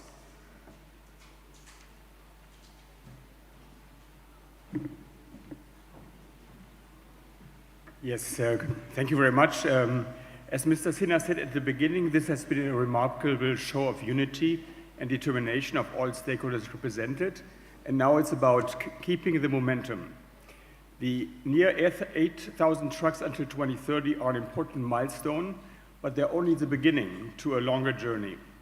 The trucks are not homogeneous. There are many use cases, vehicle categories, specs, and ranges. As Mr. Sinha said, deep collaboration between shippers and their carriers, OEMs, charging infrastructure providers, and financiers around regional pilots and corridors are now needed over next month and years. As EFAS, we are proposing to structure the joint work going forward in 3 task forces. So first, we'll go deeper into structure of demand, foster dialogue between demand and supply, and identify pilots with the targets of moving towards tenders. The second will go deep on TCO, total cost of ownership, for various segments of demand, and also turn these into innovative finance solutions that enable SME fleets to be part of this. The third will look at policy framework options, looking at international experiences between mandates and incentives, and provides the right solutions for India to close the TCO gap. We invite as many parties to join the effort to provide scale, and we'll come back to you, to all of you, to engage parties in collaborations and dialogues. Thank you. Thanks a lot, Christoph. I request Urska to give the vote of thanks from WBCST.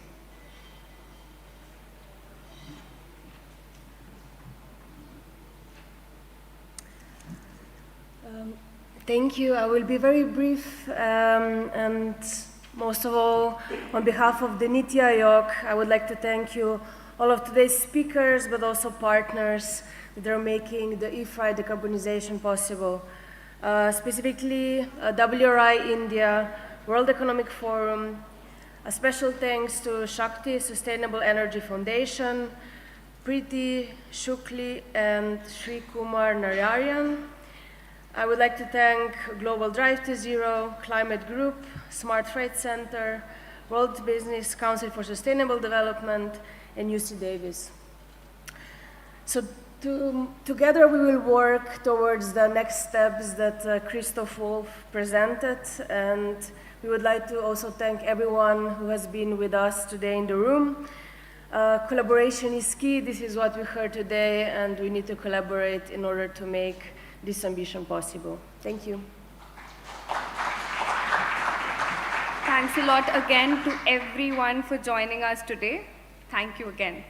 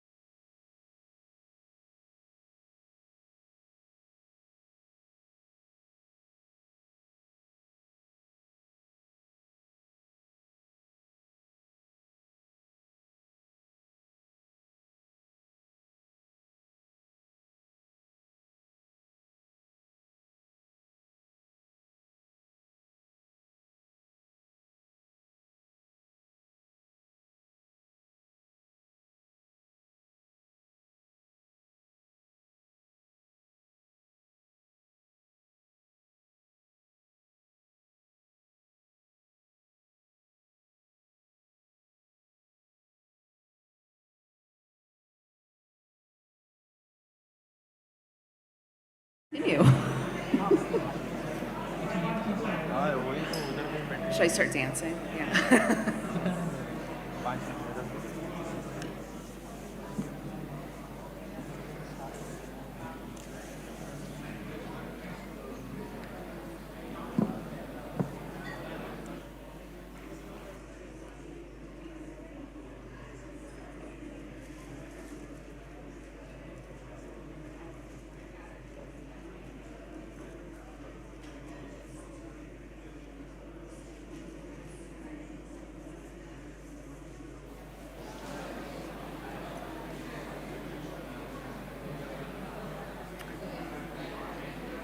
Hi, everyone. We're going to get started.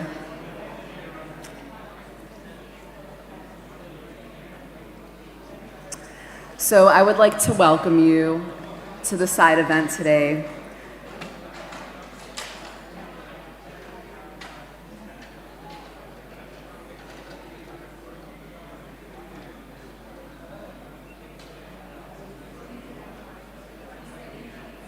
Okay, third time is a charm. Welcome, everyone.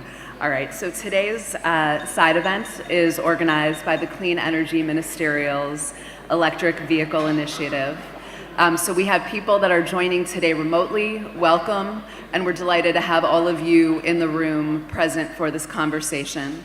My name is Stephanie Kodish. I'm the Global Senior Director of CalStart's Drive to Zero program and initiative. We are a nonprofit working globally and across the United States. We work with manufacturers, policymakers, fleets, and regulators with over 30 years of history working on the issue, and we are confident that the moment is now to move forward toward a zero-emission future for transportation. So I'd like to clarify the purpose for today's event. We have three particular goals. One is to highlight the best practices for how to deal with planning of charging infrastructure rollout as well as grid integration. The second is to look at how we can strengthen international dialogue in these areas in order to support government policy efforts, both in terms of energy as well as transport ministries. And the last is to launch a report by IEA and NITI Aayog looking at decarbonizing India's transport sector. But before we get into all of this, it is my absolute pleasure to welcome the EVI co-leads. There are three from Canada, China, and the United States. So I would first like to welcome to the stage Paula Vieira, Director General for Transport Canada.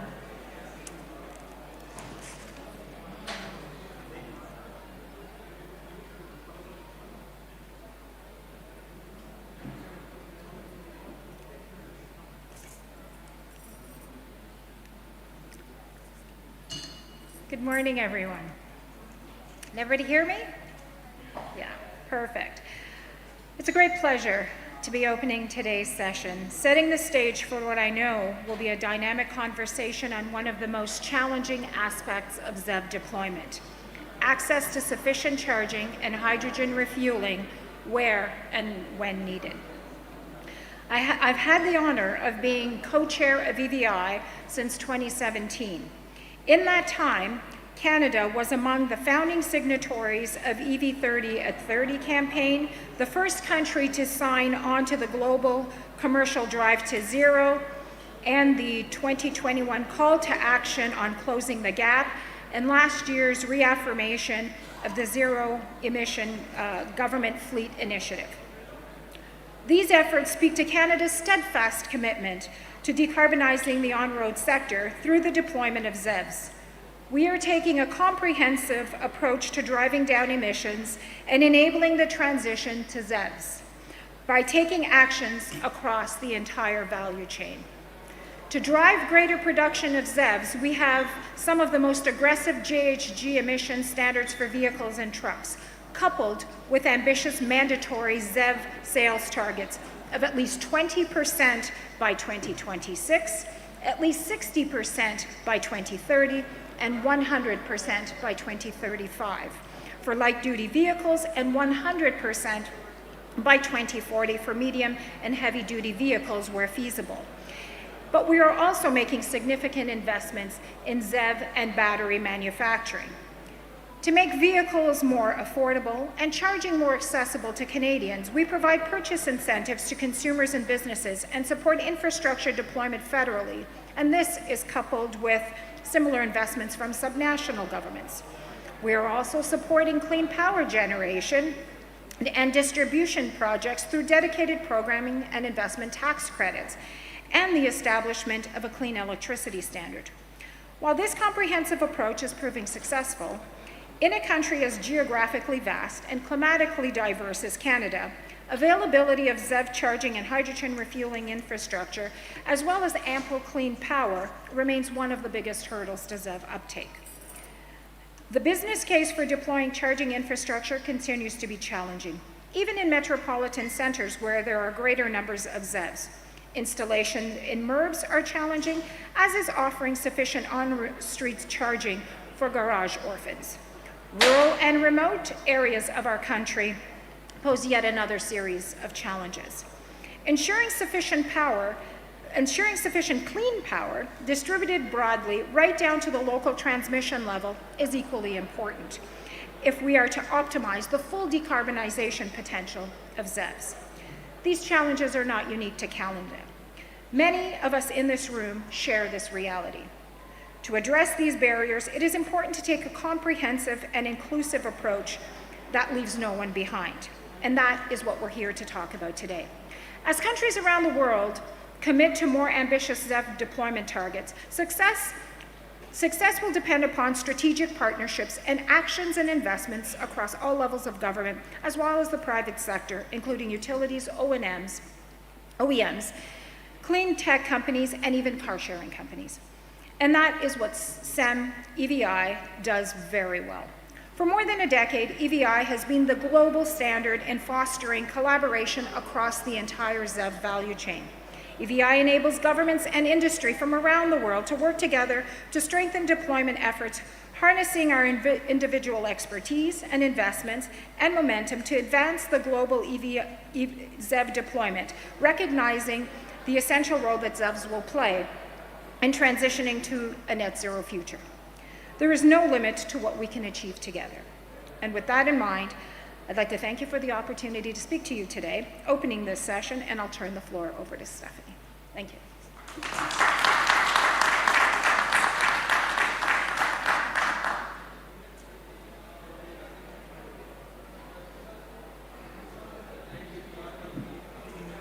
Thank you so much, Paula. So we also have two recorded messages from the other two EVI co-leads. First, from China, Zhiming Zhang, Deputy Secretary General of the China Society for Automotive Engineers.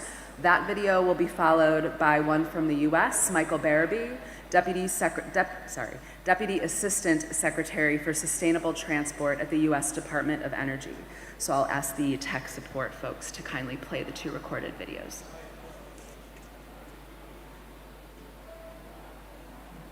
Ladies and gentlemen, good afternoon. I'm glad to participate in the 14th Clean Energy Ministerial Side event, Strategy to Improve EV Charging Infrastructure, Build Out, Access, and Grid Integration. First of all, on behalf of EVI Co-Lead China and the China Society of Automotive Engineers, I would like to extend my warm congratulations on the successful holding of this forum. This year, the world is experiencing extreme weather impact, heat waves, flood, and drought. It implies urgent challenges on the climate change, while electric vehicles is one of the key countermeasures to address the carbon reduction. With great efforts made by the global auto industry, the EV market is growing rapidly, with more than 10 million EVs sold in 2022, about 13% of the auto market. However, the charging infrastructure is becoming more and more critical for the large-scale deployment of EV. EV users are looking for easy to access, fast to charge, reliable, safe, and low-cost charging. Meanwhile, to minimize the impact to grid and maximize clean energy decarbonization, vehicle integration, charging technology such as managed charging and V2G are under development. Moving early and steadily towards electric vehicles, China has lots of experience, lesson learned, and even stronger demand on EV deployment and charging infrastructure building. Now, there are 16.2 million EVs running in China, creating strong demand for charging service. Last month, the State Council of China officially issued the guidance on further construction high-quality charging infrastructure. The guidance clearly states by 2030, charging infrastructure focus in various scenarios. In city areas, especially in residential and office districts, slow charging will be the main, with public fast charging as complementary. For intercity travel, fast charging stations will be built along the highway. In the rural area, public charging service network will be built. Meanwhile, promoting vehicle-grade interactive technologies. To move on, we need more cross-country, cross-industry collaboration, such as coordinated charging standards, development of advanced charging technology, vehicle and grid integration. China SAE, as a community promoting technology progress for auto industry, has developed technical roadmap for new energy vehicles version 2.0 in 2020, together with industry, academia, and public policy makers. In the future, we would like to work closely with global stakeholders to share experience and knowledge, to discuss and debate, to jointly promote the development of EV for sustainable mobility. Finally, I wish this forum a complete success. Thank you.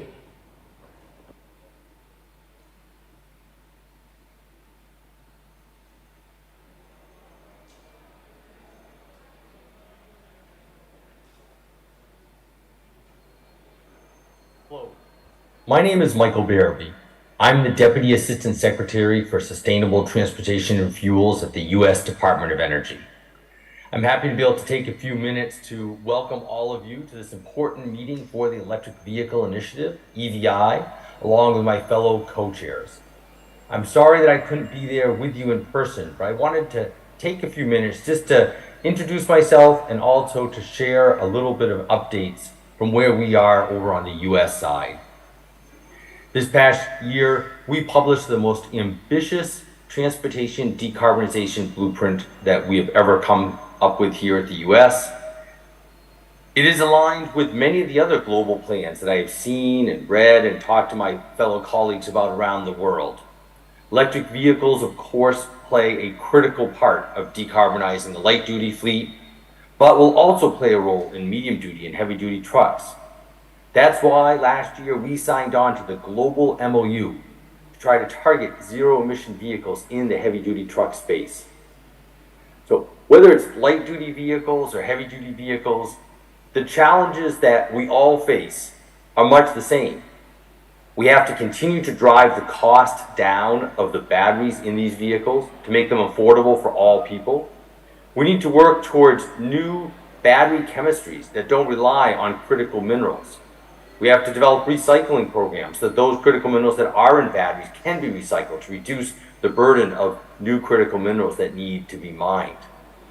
We have to develop infrastructure across the country that works with our national grids, that also helps support a move towards clean electricity and high levels of renewable and distributed energy resources. Of course, charging infrastructure has to work for all people as well, people who can charge at home and those that can't charge at home. These types of challenges are not unique to any one of us in any one of our regions of the world. That's why we are committed to the EVI initiative, to work together across country lines, to work globally, to help share best practices, to understand new solutions, the new ideas. So I appreciate all of you gathering together, those of you who could make it in person, but also all of the work that we are committing ourselves to in the coming years. I look forward to having a chance to meet you in person at future meetings. Take care and have a good day. Thank you once again to the EVI co-leads.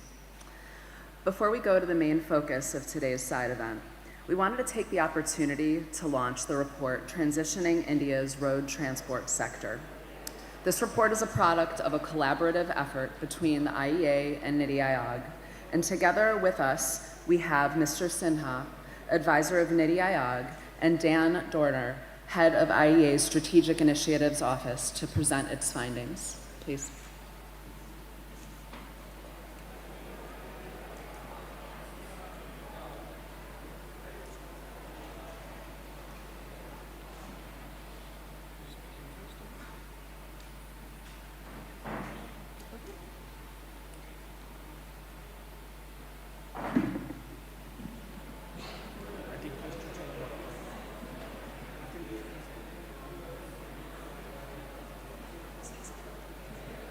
So thanks a lot. Thanks for this particular occasion of launching this report. So almost the whole team of NITI, our vertical, they work together with our partners, and together we have attempted to come out with this report, in which the entire gamut, the entire spectrum has been covered. And our sense is that this is going to be not only a knowledge piece, but also a kind of, it is going to guide on the strategies that governments might adopt and might embed them into their policy initiatives. So with that perspective, it has been initiated, and my sense is that maybe that we also think of creating a kind of sequel to it after getting the feedback from all those who are going to take use of it, and maybe we can think of kind of. Plus, what is needed also is, that is what, now it's coming, that there is need to create a kind of action plan based on precise this thing.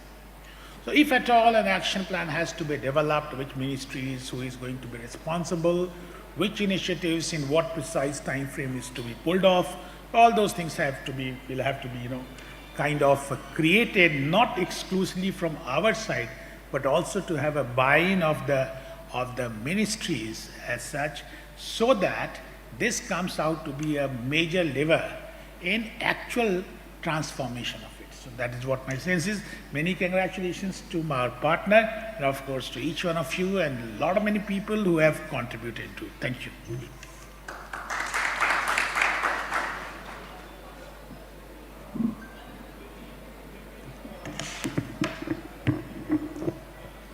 Thank you, Mr. Sinha. I think it's always a sign of a good movie when people talk about making a sequel. So I think that also holds true for this report, and I'm very keen to take that forward. So just to say, from my perspective, it's a real pleasure and a privilege to be here today to launch this report, Transitioning India's Road Transport Sector, on behalf of the International Energy Agency, and also to be here in Goa for India's hosting of CEM14 and MI-8. Now, the bilateral work program between the IEA and India, and the cooperation within, is one of the largest and deepest that we have with any country anywhere in the world, and we are very proud of that fact. And this report is the product of just that collaborative effort between the IEA and our NITI Aayog partners, and I'm very grateful to them for that collaboration. The report itself provides a detailed picture on how CO2 emissions from India's road transport sector are both likely to grow under existing policies, and then compares these projections with a pathway that could bring the sector on track with India's 2070 goals. It also discusses various policy options that the country could and should take into account if it is to accelerate the shift to sustainable road transport, focusing on the benefits that energy efficiency improvements and a switch to cleaner energy sources can bring. The report itself also quantifies the co-benefits that a rapid decarbonisation of road transport can bring in terms of tackling air pollution, an important environmental challenge that must be overcome. So, how can India pursue a more ambitious transition in road transport? Well, this report highlights 7 key actions that would accelerate India's transition towards more environmentally sustainable road transport, in line, as I say, with its own climate goals. Number 1, strengthen transport policy making establish clear targets and goals, build capacity for long-term planning, secure the consensus on those long-term goals, and maintain strong institutions. Number 2, take actions to reduce air pollution, such as further strengthening emission standards, the rapid phase-out of the oldest, most polluting vehicles, and traffic management measures. Number 3, electrification is a key pillar in India's strategy to decarbonize the road transport sector. Measures are in place, but there is scope for India to further strengthen and accelerate its EV transition. Number 4, to increase fuel efficiency, India could increase the stringency and improve the design of fuel economy standards for passenger cars and implement fuel economy standards for two-wheelers designed to drive the uptake of electric models.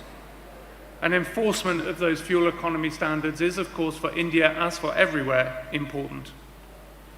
Number 5, continue to prioritize the deployment of electric buses and update and enforce fuel economy regulations for trucks, improve freight transport logistics, and support pilot projects for new technologies.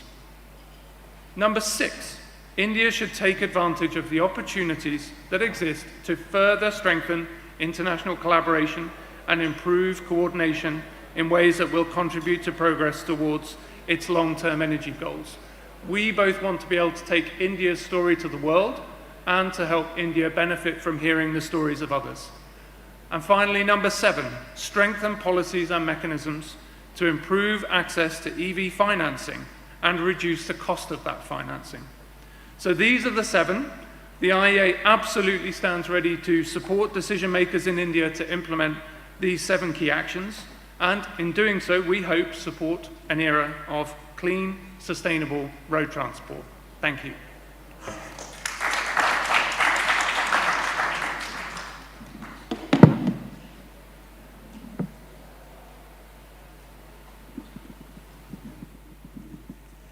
So we are delighted to launch the report, and I will present Swati to present the report.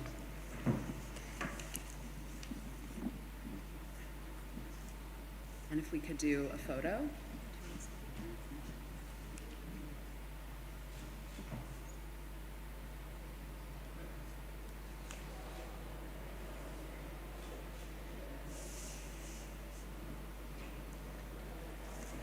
Thank you very much, Mr. Sinha, Mr. Bond.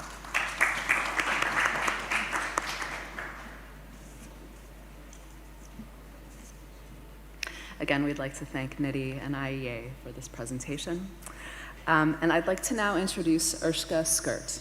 She is the Mobility Manager for the World Business Council for Sustainable Development. So if you are part of this first panel, kindly come to the stage.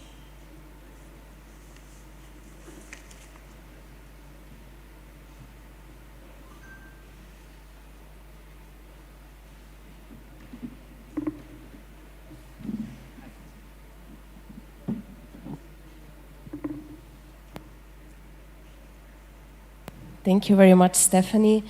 And thank you all of the panelists. I would like to invite to the stage Mr. Abhishek Ranjan, Senior Vice President of Strategy and Head of Utilities and Retail in Renew Power. Hello. Mr. Sivagunda, Vice Chair of California Energy Commission.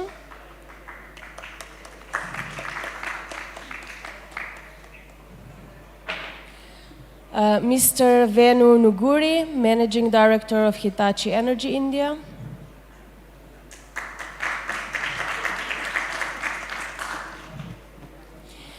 And Richard Sedano, President and CEO of Regulatory Assistance Project. And Swati Souza, Lead Country Analyst and Coordinator of International Energy Agency.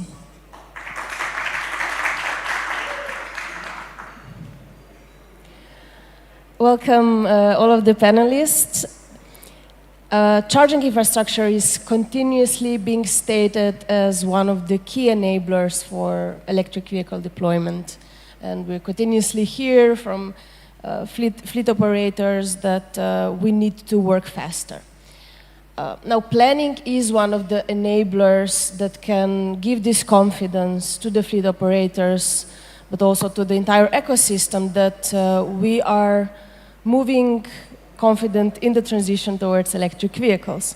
So today's discussion, it's of crucial importance to also understand how this planning has to consider the integration of basically three sectors, which is the transport, the grid, and the built environment. And as we have, I think, around 40 minutes to have this panel discussion, and Mr. Abhishek, I believe that you have to leave earlier. I would first ask you the question. With these increasing projections of electric vehicles, every year they're increasing, what are the things that you're thinking about from the grid perspective? Yeah, thank you, and I must thank the organizers for inviting me over here. Very quickly, you correctly said that transport sector, electrification of the transport is intertwined with the power sector, so grid basically. So the whole gamut of the sector, for example, you talk about the light electric vehicles and going up to the heavy duty vehicles, everything is closely integrated with the distribution grid and transmission grid. Suppose you talk about light vehicles, light duty vehicles like the four-wheelers, and in Indian case, two-wheeler and three-wheelers. So these are all low voltage charging. And when we speak about integrating them, as one of our Chinese colleagues was speaking online, the first thing is to go for slow charging. So that is type 1, 3.3 kilowatt and 7 kilowatt. And the existing grid, for example, if I talk about India, is very much capable of taking that, barring few time blocks, which are peak blocks. So with TOD and TOU rates, it is very easy to integrate them without doing thermal upgrades of the distribution grid. We don't need to spend money to do the thermal upgrades initially. Going forward to the large ones like heavy duty trucks, we talk about trucks in the morning today, they need heavy duty charging on the highways, freeways. And that is also not a concern because there we are directly dealing with high voltages.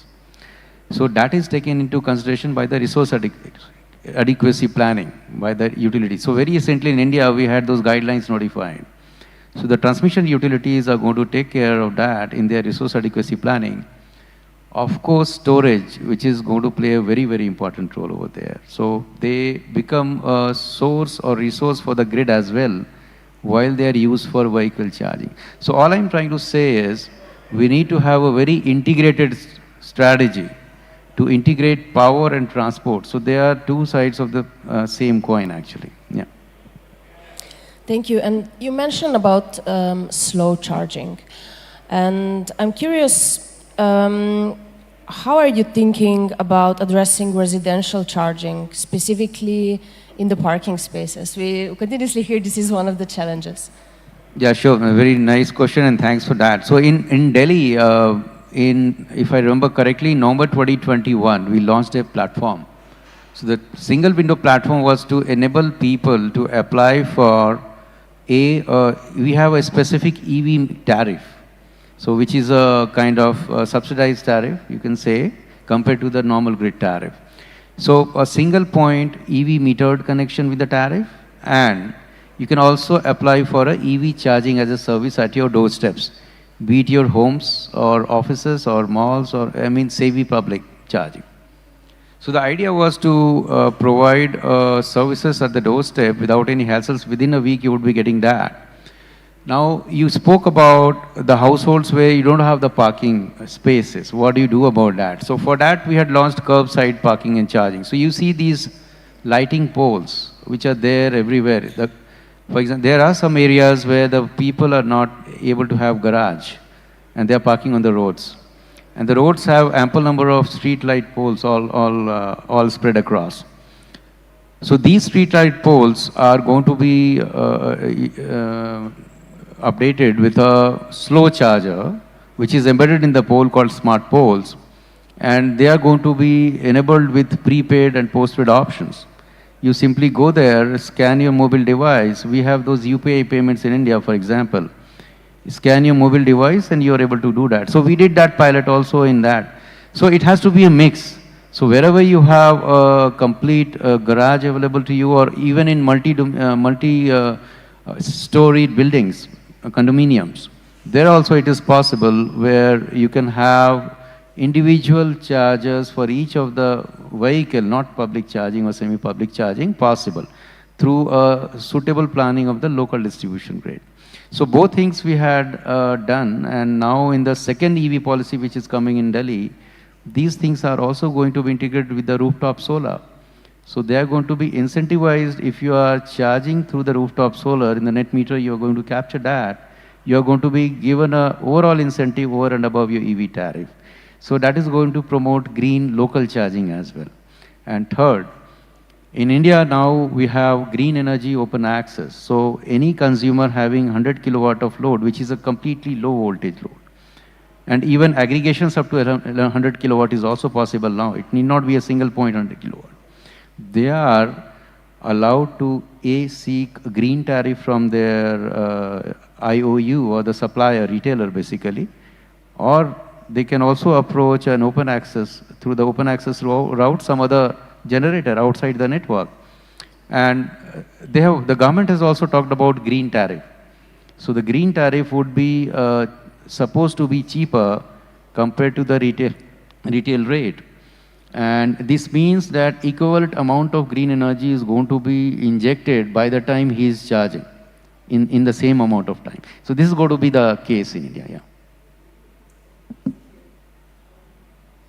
Thank you. You already introduced several approaches for charging solutions, but I'm wondering, have you also encountered other ways to think about urban charging, especially in the dense areas? Yeah, so this is very important point. So urban area dense charging is very, very important, where laying of extra cables and the lines is also a challenge because the transformers are already overloaded over there. And then these urban areas where a lot of vehicular traffic is anticipated. So how do you do that? So it's about planning the charging and this place of the charging. As far as possible, avoid the areas where you have a density of the network and the juice is not there in the distribution network. Power is not an issue, but the carrying network capacity is an issue. You avoid those areas. So in this, we had created a live GIS-enabled map wherein the entire distribution infrastructure digital twin was superimposed, and wherever the available juice is there, coinciding with the traffic of the area was juxtaposition. So this way, you are able to find out if at all you can avoid this dense area and go to the nearby area because you have a range in the vehicle. You need not charge over here. And then this leads to another concept called locational marginal pricing, which is not there in India as of now. But then LMP is also going to be an important factor in solving this problem. I think it is there in California, if I remember correctly. And this is going to be a very important factor in planning the urban dense charging. Thank you very much, Abhijit, for taking part of this panel. As I understand, you have to move to travel, so maybe a short round of applause before we continue with the questions with the other speakers. Thank you. And now I would like to turn my question to Richard. We heard about how the Renew Power is approaching the overall question about the planning on the grid integration.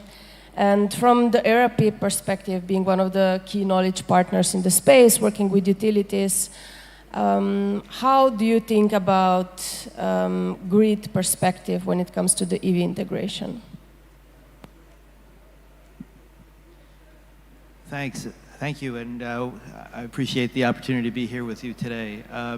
We do take a grid perspective, but I also take very seriously your admonition that we're talking about the three different sectors altogether. So what we're talking about with some utilities and some governments is how grid planning and land use planning can converge together. And what that means for charging. For passenger vehicles, utilities tell me that they're watching the exponential growth of passenger vehicles and spreading that largely around their service territories.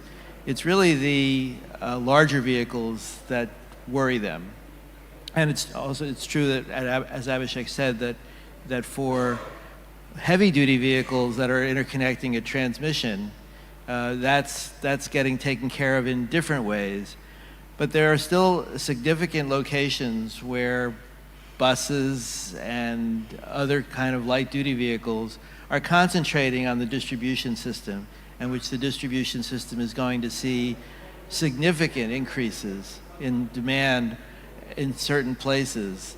And for that, there needs to be some collaboration between the utilities and the cities and the land use planners for those cities on exactly how to see those into the future.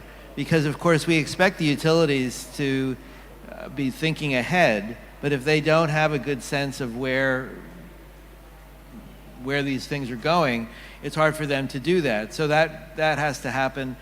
In the other direction, some cities, as you may have noticed, have seen a hollowing out of downtowns that are largely commercial because of retail. We can actually motivate the kinds of demographic shifts in our cities that we want to do.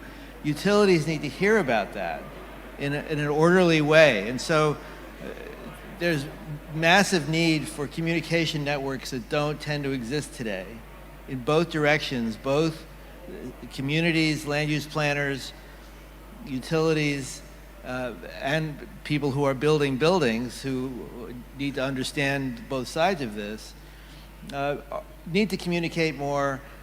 Fortunately, there are some structures for that already. There are people who run buildings who are thinking about demand flexibility, who are thinking about how the data that they get from utilities helps them manage their buildings better. So there is some structure to that that's already available, but that's the biggest thing that I'm concerned about from a distribution perspective. I jumped over the heavy-duty truck depots because I think utilities are looking at them as potential bombs going off on their system. 50 megawatts or more coming into a place that right now may be an open field next to a highway. So these kinds of things are going to have to be dealt with directly. And I think they can be, but the kind of communications among the sectors is going to have to improve a lot. Thank you very much. And now I will turn the same question to Mr. Venu. We heard the importance of communication, integrated approach, and I wonder how Hitachi Energy is considering this grid perspective and EV integration. No, thank you for that question. And first of all, ladies and gentlemen, very good morning and pleasure to be here. And give a 30-second speech about Hitachi Energy is that our technologies, be it the product, system, services, and software, is the bridge between the generation and the consumption.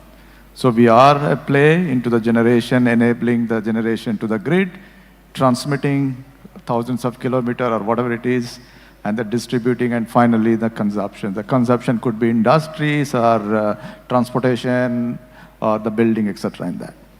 So if I take a step back, we all have been kind of come up on a mindset of, driving our vehicles, Whenever we drive and then the fuel is out, we go to the nearest fuel station and then fill in the fuel in the few minutes, right?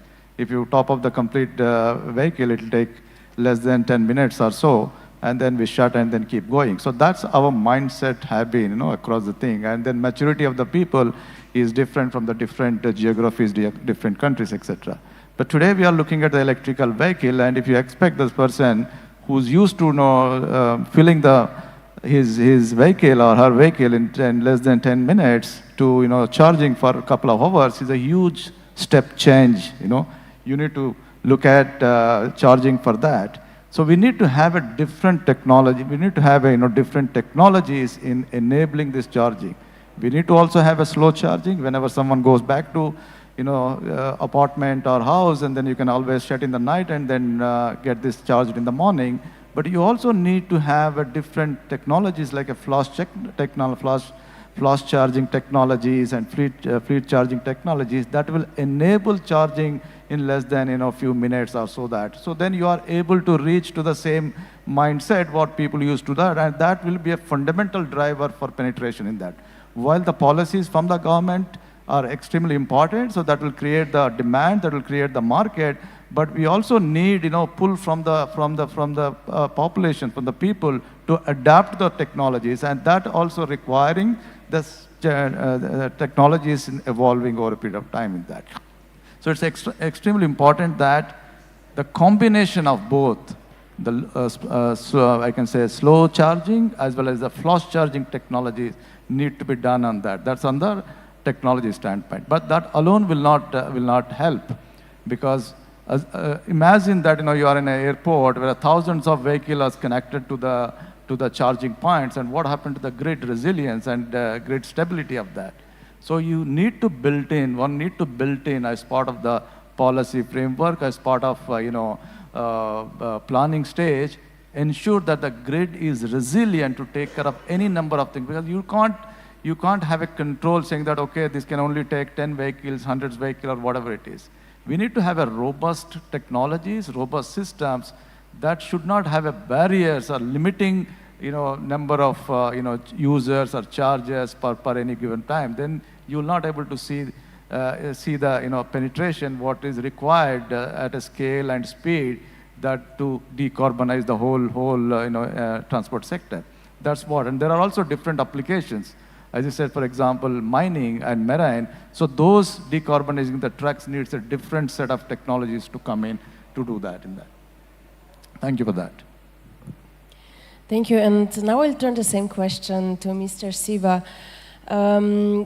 Likewise, with increasing EV projections, how are you approaching, how are you thinking from the EV, from the grid perspective?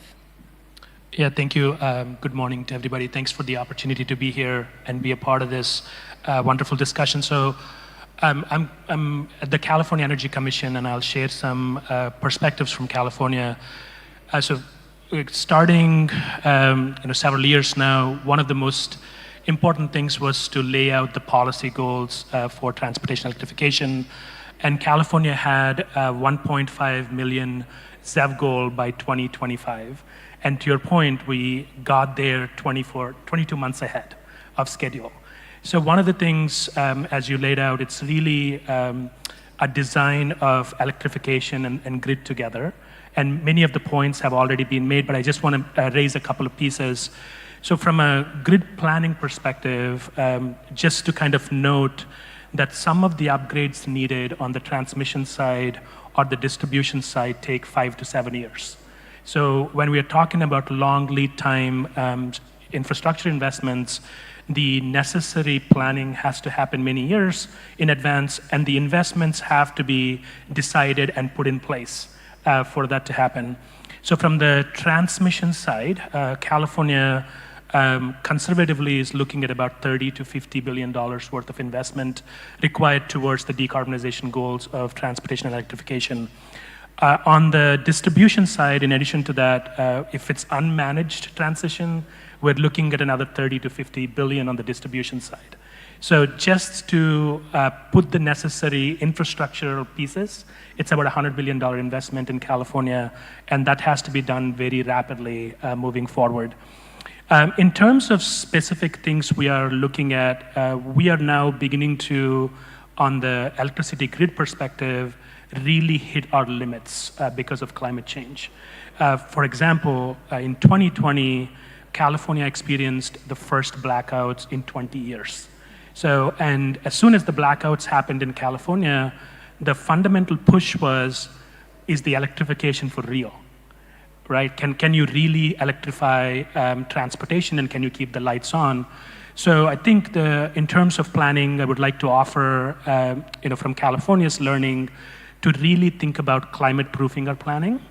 So when we talk about, I think earlier on the resource adequacy planning, we heard about how we historically plan, right? So we take the load, we take the temperature, and we say X amount of megawatts need to be connected to the grid by so much time. But moving forward, you need to think about how am I going to get through the extreme weather events on the grid. So that could be just 20, 30 hours a year, but that buffer has to be created. And this is where EVs could both be a problem if you don't manage well, but also an incredible solution. So from the solution perspective, I think EVs have the opportunity to, one, have a managed charging through rate design and tariffs, but also on the grid support side, you could put electrons back from the EVs on the grid. So right now, California's projection is to have about 6 to 8 million vehicles by 2030. That is about 60 gigawatts of batteries on the wheels. So if we are talking about skimming off a few megawatts from that to support the grid under extreme weather events, that's an incredible opportunity that EVs can provide. So I think from our priorities, one, how do you energize this load? Meaning how fast can you do the distribution upgrades necessary to connect the load to there? Two, how do you make sure it becomes a managed transition in terms of both load management, but the ability for EVs to be a part of the grid in support, with the emergency support.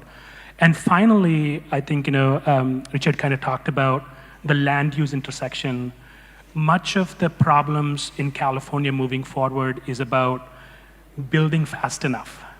And the building fast enough comes from where do you build and do you have enough local support to build in places that people don't want to build, whether it's solar or wind or storage.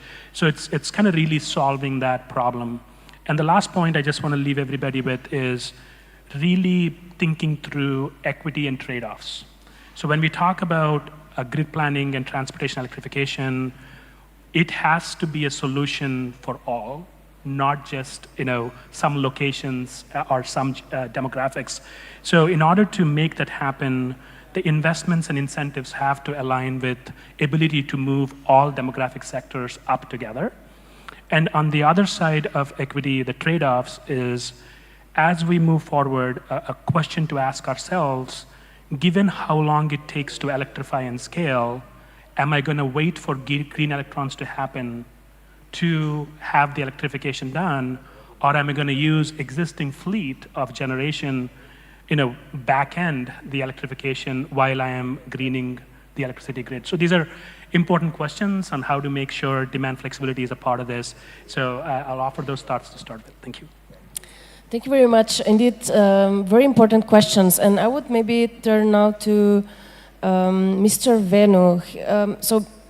Mr. Siva mentioned the importance of this integrated vehicle approach into the grid. So how important is basically having the charging management technology integration into vehicles? So thank you for that. Very, very interesting question in that. So as our previous speaker talked about, the charging, that decarbonizing the transportation sector and energy transition are intertwined, they are interlinked. So you will not reach the decarbonization, without energy transition. And one cannot reach energy transition, without looking at the transmission. So without transmission, there is no energy transition. And without energy transition, you will not reach decarbonization. So it is all, interlinked, to start with that. So we have to have, from the planning stage, take care of these kind of things. Silo approach, it will not work because that will not get us the speed and the scale that is required for these energy transitions in that. We are talking about, especially on the decarbonizing the transportation sector.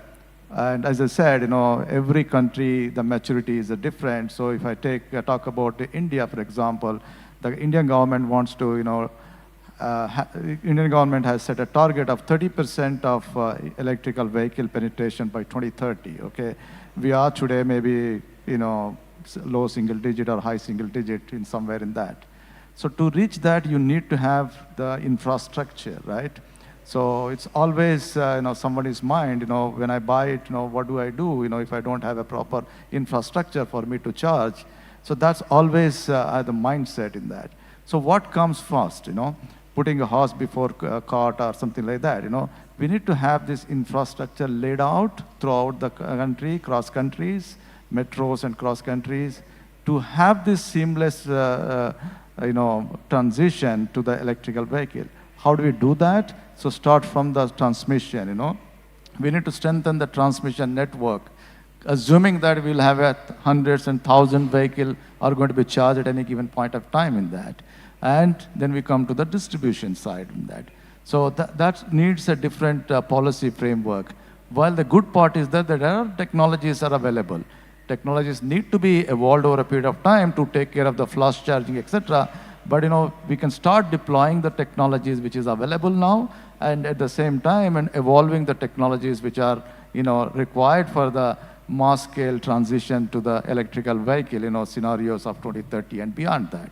So that's how I think we got to do that. The good thing is that there is a intention from the government. For example, take India as a case, very good momentum saying that there is a huge ambitious target of 2030 that government wants to have 50% of energy requirement of a country of a 1.4 billion, 50% of energy requirement is they wanted to have a metro renewable, 30% penetration of the electrical vehicles, and that needs a seamless technologies to come in, while in addition to the policies, both on the transmission side as well as on the distribution standpoint. Thank you. Thank you. Now I would like to ask everyone to make the responses quite quick so that we can cover all the topics that we want to address in this discussion. And with this, I would turn my question back to Siva. You mentioned before several considerations when it comes to planning, including the climate change, including the equality. How important are the regional differences when it comes to planning? Yeah, thank you. When I talk about regional differences, California in itself is pretty diverse. So when we talk about the differences, I think there is a couple of things that we want to talk about.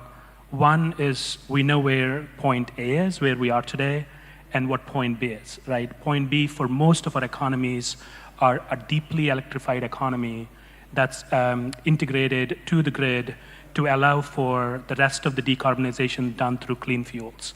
I think the strategy and the framework is generally consistent. And now how do we then make sure that they are tailored for the regional differences and diversity? And within even intrastate, intranation, how do you tailor them to the needs of specific demographics, right? So then the question then becomes, how do you adapt in a way that you have diverse opportunities? And one of the things that policy does is provides transparency, and policy is about public interest and public confidence. So as we develop the policy mechanisms, it needs to allow for attributes versus prescriptive solutions. So I think some of the solutions we have to get behind, whether it's solar, whether it's wind, whether it's storage, offshore wind. I think these are really large projects and economies that we have to invest in no matter what. And as a global community, we get behind it. But some of the solutions have to be more attribute-based so people can decide how they can transition their own economies, both with an eye on near-term and long-term. For example, in California right now, we are moving towards advanced clean fleet targets. My colleagues from California Resources Board are here, who are doing amazing work. But as you try to charge them, do I have the grid support right now? So one of the solutions an area is taking is they want to put generators running on natural gas on site to charge the trucks. So it's a trade-off, necessary trade-off to scale the solution. And so those diversity and regional differences have to be accepted near term with the eyes on the broader goals. And maybe the same question to Richard. You're working across different geographies with many utilities. How important are, in your opinion, the regional differences when it comes to planning? Sure. Briefly, there are some places where there's lots of wind. Some of those places you can see on a map in a place that's very windy. Some of those places are hard to see because they're going to be where offshore wind is going to make landfall with transmission systems. Those places are going to have a lot of energy coming into them all at once, and figuring out how to soak that energy up in vehicle charging is going to be a very different experience than looking at places where there are essentially load pockets and where there's lots of transmission needed to bring energy to those places. So that's one significant difference. Another significant difference are what I might call market deserts for charging. We rely on markets for a lot of things, and I think we're relying on markets for a lot of charging. But I think, that as a former regulator myself, I think there are going to be places where chargers of last resort may be needed, where government, either through the utilities or directly, are going to have to step in and figure out how to make sure that there are chargers in places where markets don't want to go. So those are two thoughts about that. Thank you. And now I will turn my word finally to Swati. We heard today a lot about different solutions for residential charging and also opportunity charging.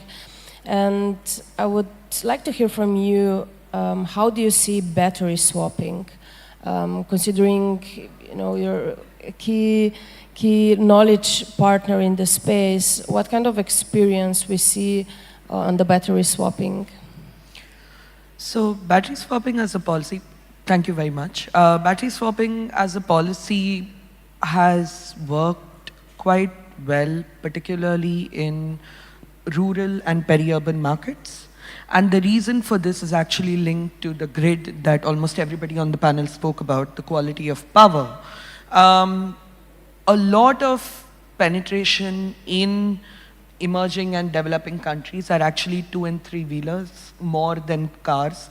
And the question on residential parking versus opportunity parking, a lot of that is geared more towards urban markets. But in emerging and developing countries, a large part of this is now focused on rural and peri-urban markets. And over here is where we're seeing battery swapping help because grid is becoming a problem and people sometimes don't have power through the night to charge even in their houses. This also, by the way, helps provide opportunities to a bunch of entrepreneurs in these areas because this is often becoming a new way of earning money.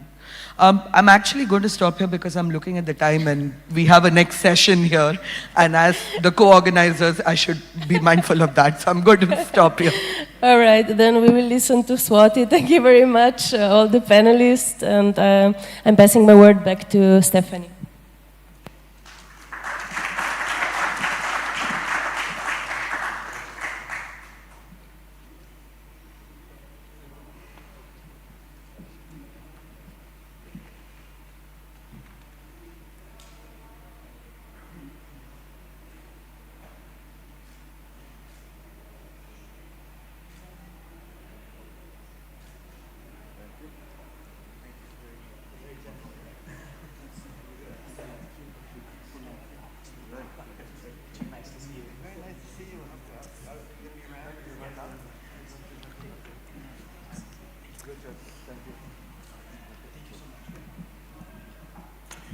Thank you, panelists. It's a treasure to have this kind of insight, and I think it speaks volumes to the importance of what we're collectively trying to accomplish through the ZEBWISE series and really shining a light on the necessary communication and collaborative opportunities that are vital across transport and energy. So with that, I'd like to tee up our last session, which will focus on the role of international collaboration and how we can strengthen it further. I will introduce Michael Weissmiller, Program Manager with the U.S. Department of Energy. Please.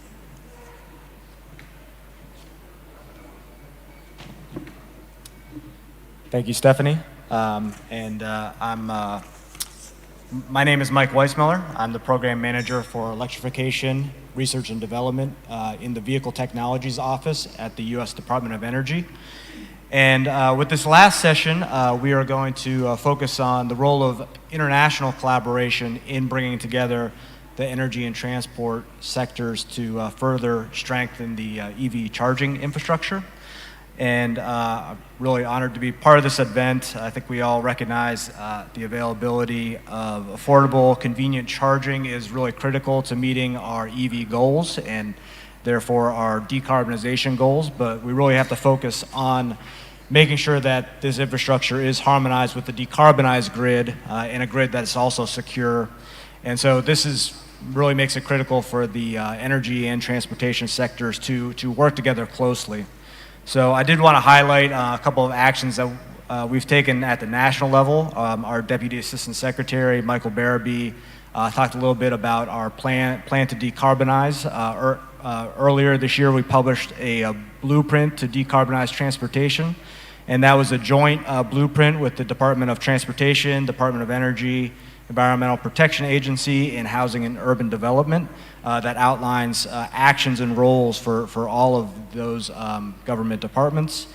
We also launched, following the passage of our infrastructure law, a joint office of energy and transportation that its main focus is to work on issues that are common across the Department of Energy and Department of Transportation, chief among them being the deployment of our National Electric Vehicle Infrastructure Plan, which is $7.5 billion appropriated to deploy DC fast chargers across the country.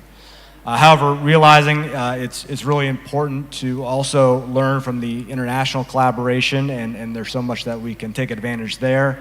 Initiatives like EVI, the Drive to Zero MOU, and ZevTech, I think it's why it's important to have discussion we're having today. So I'd like to ask, we do have two panelists for this session, and then we're all going to turn it over to the audience to hopefully get some ideas from you on this topic. So first, I'd like to introduce Salka Sigardatter, Department of Energy Security and Net Zero, the head of the International Zero Emission Vehicle Team in the United Kingdom, and as well as Herman Sips, Senior International Policy Coordinator for the Ministry of Infrastructure and Water Management for the Netherlands.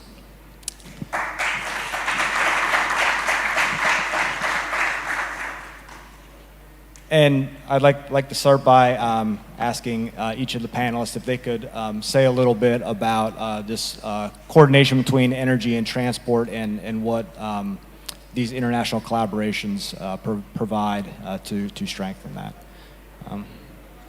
Yes, Salka, you want to start? Happy to start. Hi, everyone, and thanks for having me here. I think what we've seen in the past few years is a real increase in the amount of international collaboration and political prioritization of zero-emission vehicles across the piece. And I know EVI has been leading the way on that coordination for many, many years, and really thankful for the collaboration that EVI has enabled. When we in the UK had the COP26 presidency, we also established a campaign on zero-emission vehicles to try and bring zero-emission vehicles more into the COP cycle and to try and increase collaboration that way. And we've seen a number of new structures created to try and increase that collaboration, and I'm going to talk about a few. I first want to talk about the Breakthrough Agenda, which is a mechanism to look at a few high-emitting sectors and trying to increase clean technology transitions, including on road transport. And the goal of the road transport breakthrough is to make zero-emission vehicles the new normal, accessible and affordable in all regions by 2030. And initiatives like EVI and ZevTC and a number of others, WBCSD, all coordinate through the Breakthrough Agenda, which aims to cut across the landscape to increase that collaboration between both initiatives and countries, not trying to duplicate efforts or create anything new, but rather see how we can join up to be more effective, and link that with the political cycle and crowd in further political support behind the initiatives that do exist. We're really excited to see how we can take forward further more infrastructure collaboration within that. And Breakthrough Priority Action 4 is indeed to accelerate the deployment and development of charging infrastructure. And I'm also going to talk a little bit about the Zero Emission Vehicle Transition Council, which is the sort of first political ministerial forum to talk about zero emission vehicles, also looks at charging infrastructure. And we had a workshop with the FTC countries initiatives lately on the electricity grid and the role of governments and utilities and planning and financing for grid updates. And we're going to look at a new workshop soon on user friendliness and maximizing data use as well. And the key messages coming out of all of these different initiatives and these workshops that I hear, I would say, summarized as one is collaboration, and the second is clarity. And this has come out very clearly with the panel today. Collaboration between government agencies, private sector, finance institutions, power sector, landowners, EV users, all the panelists brought this out. And between different countries, and between different ministries within the countries as well, which I know the Sevway series prioritizes and is a brilliant initiative. I know Herman will talk about in a minute. And the importance of working in silos is that I think there was ICCT told me a couple of weeks ago that you can make an electric vehicle within a year, but it can take 2 to 5 years to actually update the grid to be able to charge that vehicle. So it's about work, how do we avoid the silos and look at that systems thinking across the piece. And OEMs might feel confident in their ability to produce EVs now, but are grid operators really confident in their ability to meet that demand? Perhaps question for the audience later. And similar to the United States, we created an office in the UK called the Office for Zero Emission Vehicles that looks at both the transport and the energy ministry, looking at collaboration, infrastructure, and grid updates to look at that holistically. And then just the second point is on clarity, the importance of each country really having a very detailed strategy, action plan on targets, and targets on both EV sales and infrastructure. In the UK, we established something called the CEV mandate, which aims to set sales targets for OEMs to ramp up sales every year. So by 2024, we want to see 24% share of electric vehicle sales, 80% in 2030, and then 100% by 2035. And this sort of ensures not just the future supply of the vehicles themselves, but provides that certainty to charge point operators and energy suppliers to coordinate the investment and technology. And in the UK, we're also looking at a really important role for the private sector to roll out the majority of charge points, but government setting some high-level targets that obviously change over time. And I really look forward to hearing more from Herman as well about Sevwise, which I think is a brilliant initiative to think about that collaboration across the system. Lastly, I just want to say, and perhaps again a question for the audience, is thinking about how we can strengthen finance and investment in emerging markets and developing economies as well, and how we can learn across different regions. I think something we're looking at through the Zero Emission Vehicle Transition Council is to launch, we're calling it a global CEV transition roadmap, where we try and map systematically in a coordinated manner the support and financial assistance and technical support that goes into emerging markets, developing economies, how we can collaborate on that further, and how we can increase and strengthen that support systematically by working together. So anyone who's working in the finance space on charging infrastructure, EVs, please do talk to me after this. Very keen to see how we can make this a collective endeavor and work together. And I know EVI and the Jeff e-mobility program do great links in this space as well.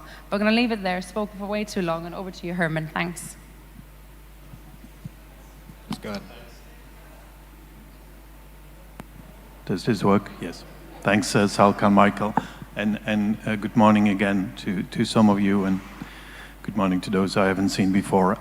Very happy to be here, and maybe first of all to start with an announcement. You've heard the co-chairs of EVI speak, and we'd just like to announce as the Netherlands that as of today we'll be joining that team of co-chairs to contribute to the EVI endeavors as a wonderful initiative. And we do so because I think we are consistently in the top 3 of leading countries with the EVI zero-emission vehicle uptake and rollout of infrastructure. So I think based on that experience, we'd like to offer that to the EVI initiative and provide some leadership together with the other co-chairs, and we very much look forward to work with all of you on that. So that was the announcement. Then maybe on cooperation, I think, due to EVI, ZEVTech that was already referred to, we see ambition shaping up. And not only ambition, I think we also see sort of practically implementation shaping up. And there is crucial issues to be tackled, I think. Already Michael Barabee referred to some of them, and partly in the panel. There is crucial issues with the uptake and the affordability and circularity with when it comes to vehicles. So that's your crucial issues we'd like to work on in the coming years. But then turning to maybe freight as well. I think we've been shying away. Maybe we've been afraid of freight. Maybe for some time we thought it was hard to abate, and I said earlier this morning we think it's ready to abate.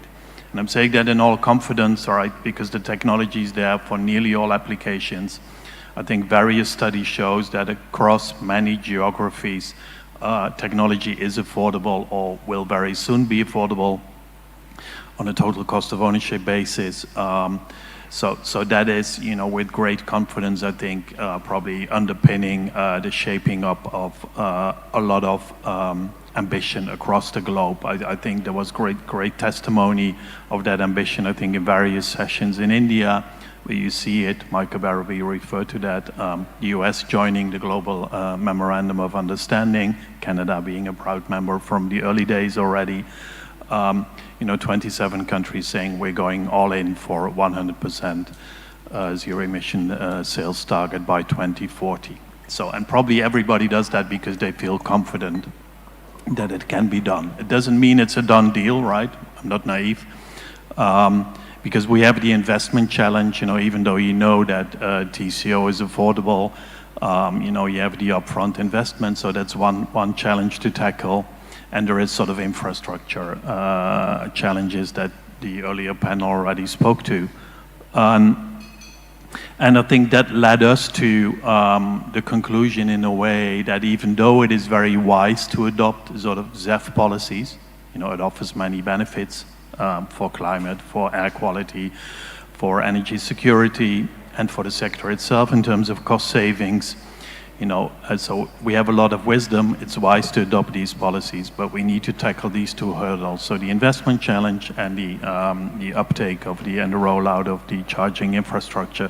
So therefore, we launched collectively with the World Business Council, UNEP, IEA, and a number of other partners, an initiative that we call ZEVwise, to bring out and utilize that sort of wisdom to overcome these two challenges. As a result of that, that's maybe my last thing I'm going to focus on. We sort of realize, of course, that the critical condition is charging infrastructure. It should be rolled out on time because without it, nothing moves. That's my favorite slogan. I'll keep repeating that. So, and it's pivotal then to sort of have cooperation between the energy domain and the transportation domain. And we need to foster that nationally, regionally, and globally. And therefore, as a result of that ZEVwise cooperation, we'll be sending a message tomorrow, so stay tuned for that, to, let's say, from the transportation domain to the energy domain. So I think there will be a couple of references, hopefully, in the ministerial opening of the CEM tomorrow, basically saying, as we accelerate, and we need to, and we can accelerate the transport transition to zero-emission vehicles, but then we need cooperation in the energy domain to make sure that we get the infrastructure out on time. It refers to three critical issues. Of course, you need to plan on time, you need to roll it out on time, and you need to have the policies in place. And sort of highlighting that pivotal sort of cooperation will be the main message that will come out tomorrow. So stay tuned and join that. And if you go out here, be ZEVwise. Thanks. Thank you. Thanks, Salka and Herman, for highlighting some of those great initiatives and some insights there. I do want to take some time. I know we're a little bit behind schedule, but want to open it up to the audience to share some of your views in this area. And we prepared a few questions to you all. So first, would like to get your insights on where collaboration between energy and transport ministries can be strengthened related to policy creation and improvement, as well as understanding grid capacity and as well as engaging with utilities on these issues. Would anyone like to share some of their thoughts around improving collaboration?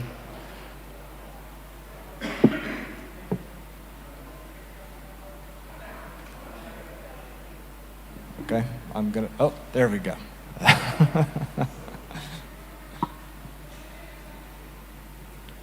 thought I'd start, so otherwise people get too shy. Hello, my name is Sophie Punte. I'm founder of Smart Grid Center here, the new CEO of Smart Grid Center, Christoph. And I'm also on the board of MyLens, which is a charging infrastructure company. I think about collaboration, where I think the transport and energy ministries need to work better together is not to necessarily take climate as a starting point, but take industry and the economy as a starting point, and then work your way backwards. Because I think too many times right now, the climate policies or plans are limiting in a way what is possible in this sector. And I think the key is the moment you make it work for the economy, the moment you work to make it for industry development, think about the huge investments grid operators need to make, truck manufacturers need to make. When you got that nut cracked, it will go. Climate is in a way the co-benefit for those who need to invest in this transition. And that's something I think we sometimes forget. And I would like to really see that transport and energy ministries work together to work out what is that commercial incentive to make sure that the sector invests collectively. Thank you. Appreciate you getting us started there. Great insight. Anyone else have any ideas around this question they'd like to share? I'll get you next. Oh, he's gone. I'm Alan from NITTTR. Okay, I just have a fundamental question which always boggles me. We are talking of the grid power now, which is going to go to the charging stations, and we are talking about capacity of the grid. As you might be aware, in our country, 80% of the power is thermal based. So is this not going to be actually unclean energy going to become clean? I'm just letting it go. Could we not think of having standalone charging stations which are solar panel based or something like that? Otherwise it is just a trade-off that we are using thermal based power, because that's a fact. Just a question for which is always boggling me. Because we should think of this type of a thing. And second thing, because our grid is not having the capacity to transmit so much. Yeah. So these are the realities. This is what I just wanted to share. Yeah, I think that's an important point. And obviously, we need to do this transition at the same time as transitioning to renewable energy. And I think that's a great point that there's got to be opportunities to take advantage of kind of microgrids or putting solar and battery storage potentially at the same place with the charging station. Yeah. Did you have something on that? Yeah, Christoph Wolf, as Sophie pointed out, Smart Freight Center. We're also part of the ZEF-WISE coalition. I think we discussed like an hour ago about demand aggregation, and I think what I see in the conversations with the grid operators and basically the generators, the power companies, that the information about how much actually power is needed where, and what does it mean for the for the grid connection points and the future development plans of the grids, yeah, is actually not really known. And there's in many places there's a process missing. I think the national development plans for grid capacity development actually have a lot of lead time, take a lot of time. So I think and they're typically in the energy, on the energy side. So to include the upcoming demand for heavy duty charging in the development of the national energy plans is actually would be an important one. And I don't think this is happening. Having roundtables, regional roundtables, national roundtables around that is actually, in my mind, a very robust thing to do. Thank you. I think we have one more over here. Hi, good morning all. I'm Karthik. I lead transportation decarbonization initiatives for Amazon. While it's great that we're talking about grid upgradation, etc., for enabling more EV scale up, one place where I think as operators we would need support is also making the process of getting clearances for setting up charging infrastructure at our sites, etc., more seamless. So while Amazon is working on a lot of pilots to scale up larger electric trucks, which would need 100 kilowatt, 200 kilowatt, 600 kilowatt type chargers, the process of getting permissions to upgrade or the load that we have at our sites, setting up chargers at our sites, it's a long process today. So I think while we talk about upgrading the grid, it is important to also talk about how we simplify those processes so that operators find it easy to set up. That is one. Second is, I think there are states that talk about providing subsidized energy for charging infrastructure development, right? So while those subsidies are in place, the processes to get access to those subsidies are again cumbersome. So I think it makes sense to sort of simplify those so that more and more operators come forward, invest in those businesses, and make best of all those incentives that are in place. Thank you. Thanks. One more. Hello everyone, I'm Samhita Shledar. I manage all of the activities with respect to freight transportation for Rocky Mountain Institute, RMI.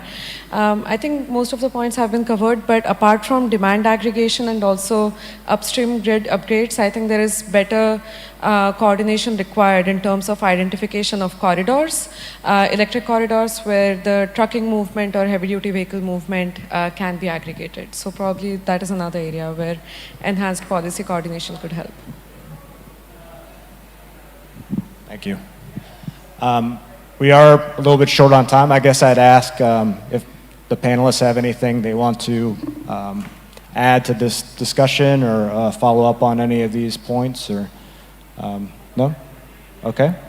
Well, thanks for those of you who participated. Great to get some interaction with the audience. And with that, I'd like to thank Herman and Salka. Herman, do you have something to add? Yeah. Sorry, Michael. Maybe briefly, and it's just to echo maybe 2 or 3 points, because I think they're very valuable. I think the point of clarity that was made by Christoph and others, I think, we often approach that issue of clarity about the climate ambition and the climate goal, right?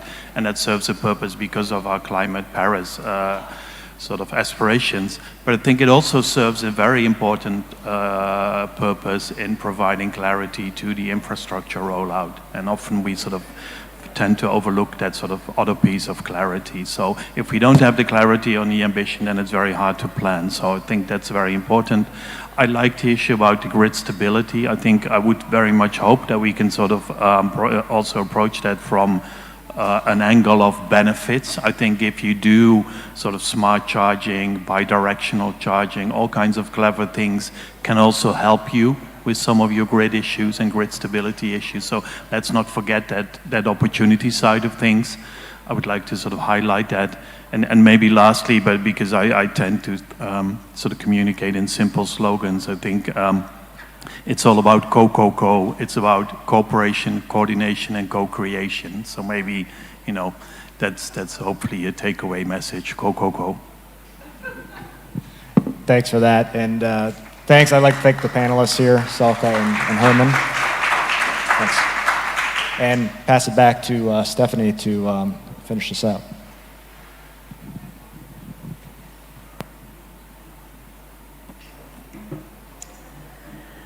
Well, thank you everyone for taking part, and thank you again to our panelists. You're welcome to and I'm going to hand it over to Per to close us out. Per Anders Woodell is the EVI Coordinator and Program Manager for the Energy Technology Division of IEA. Before I do hand it over to Per, I just want to remind folks that there is a technology showcase that displays many of the technologies that we've been talking about here today. So if you've not had a chance to visit the stadium, please do. There is a bus that departs from here to there with some regularity, I understand. And with that, I'll turn it over to Per. Thank you. Thank you very much, Stephanie, and thank you very much for also helping moderate this session together with other moderators. I'm not going to keep you long. I know the lunch is being served out there, so I just again want to, on behalf of EVI, to thank everyone for joining, especially the panelists, of course, and also all the other speakers. Very well. So one thing I will take away for certainly is that we see charging infrastructure being discussed in these different fora, and as also Salka presented, there is now a bit more structure to these discussions. So I think what we want as a stepping stone coming out of this meeting, and with some of the feedback we got here from you, is to really think about how can international collaboration really bring value to the discussions at a domestic or regional level. So I think that's why we wanted to have this event and this opportunity, not only to hear about best practices, but also looking at the international landscape and also how international collaboration can support. So thank you very much, everyone, and enjoy the lunch.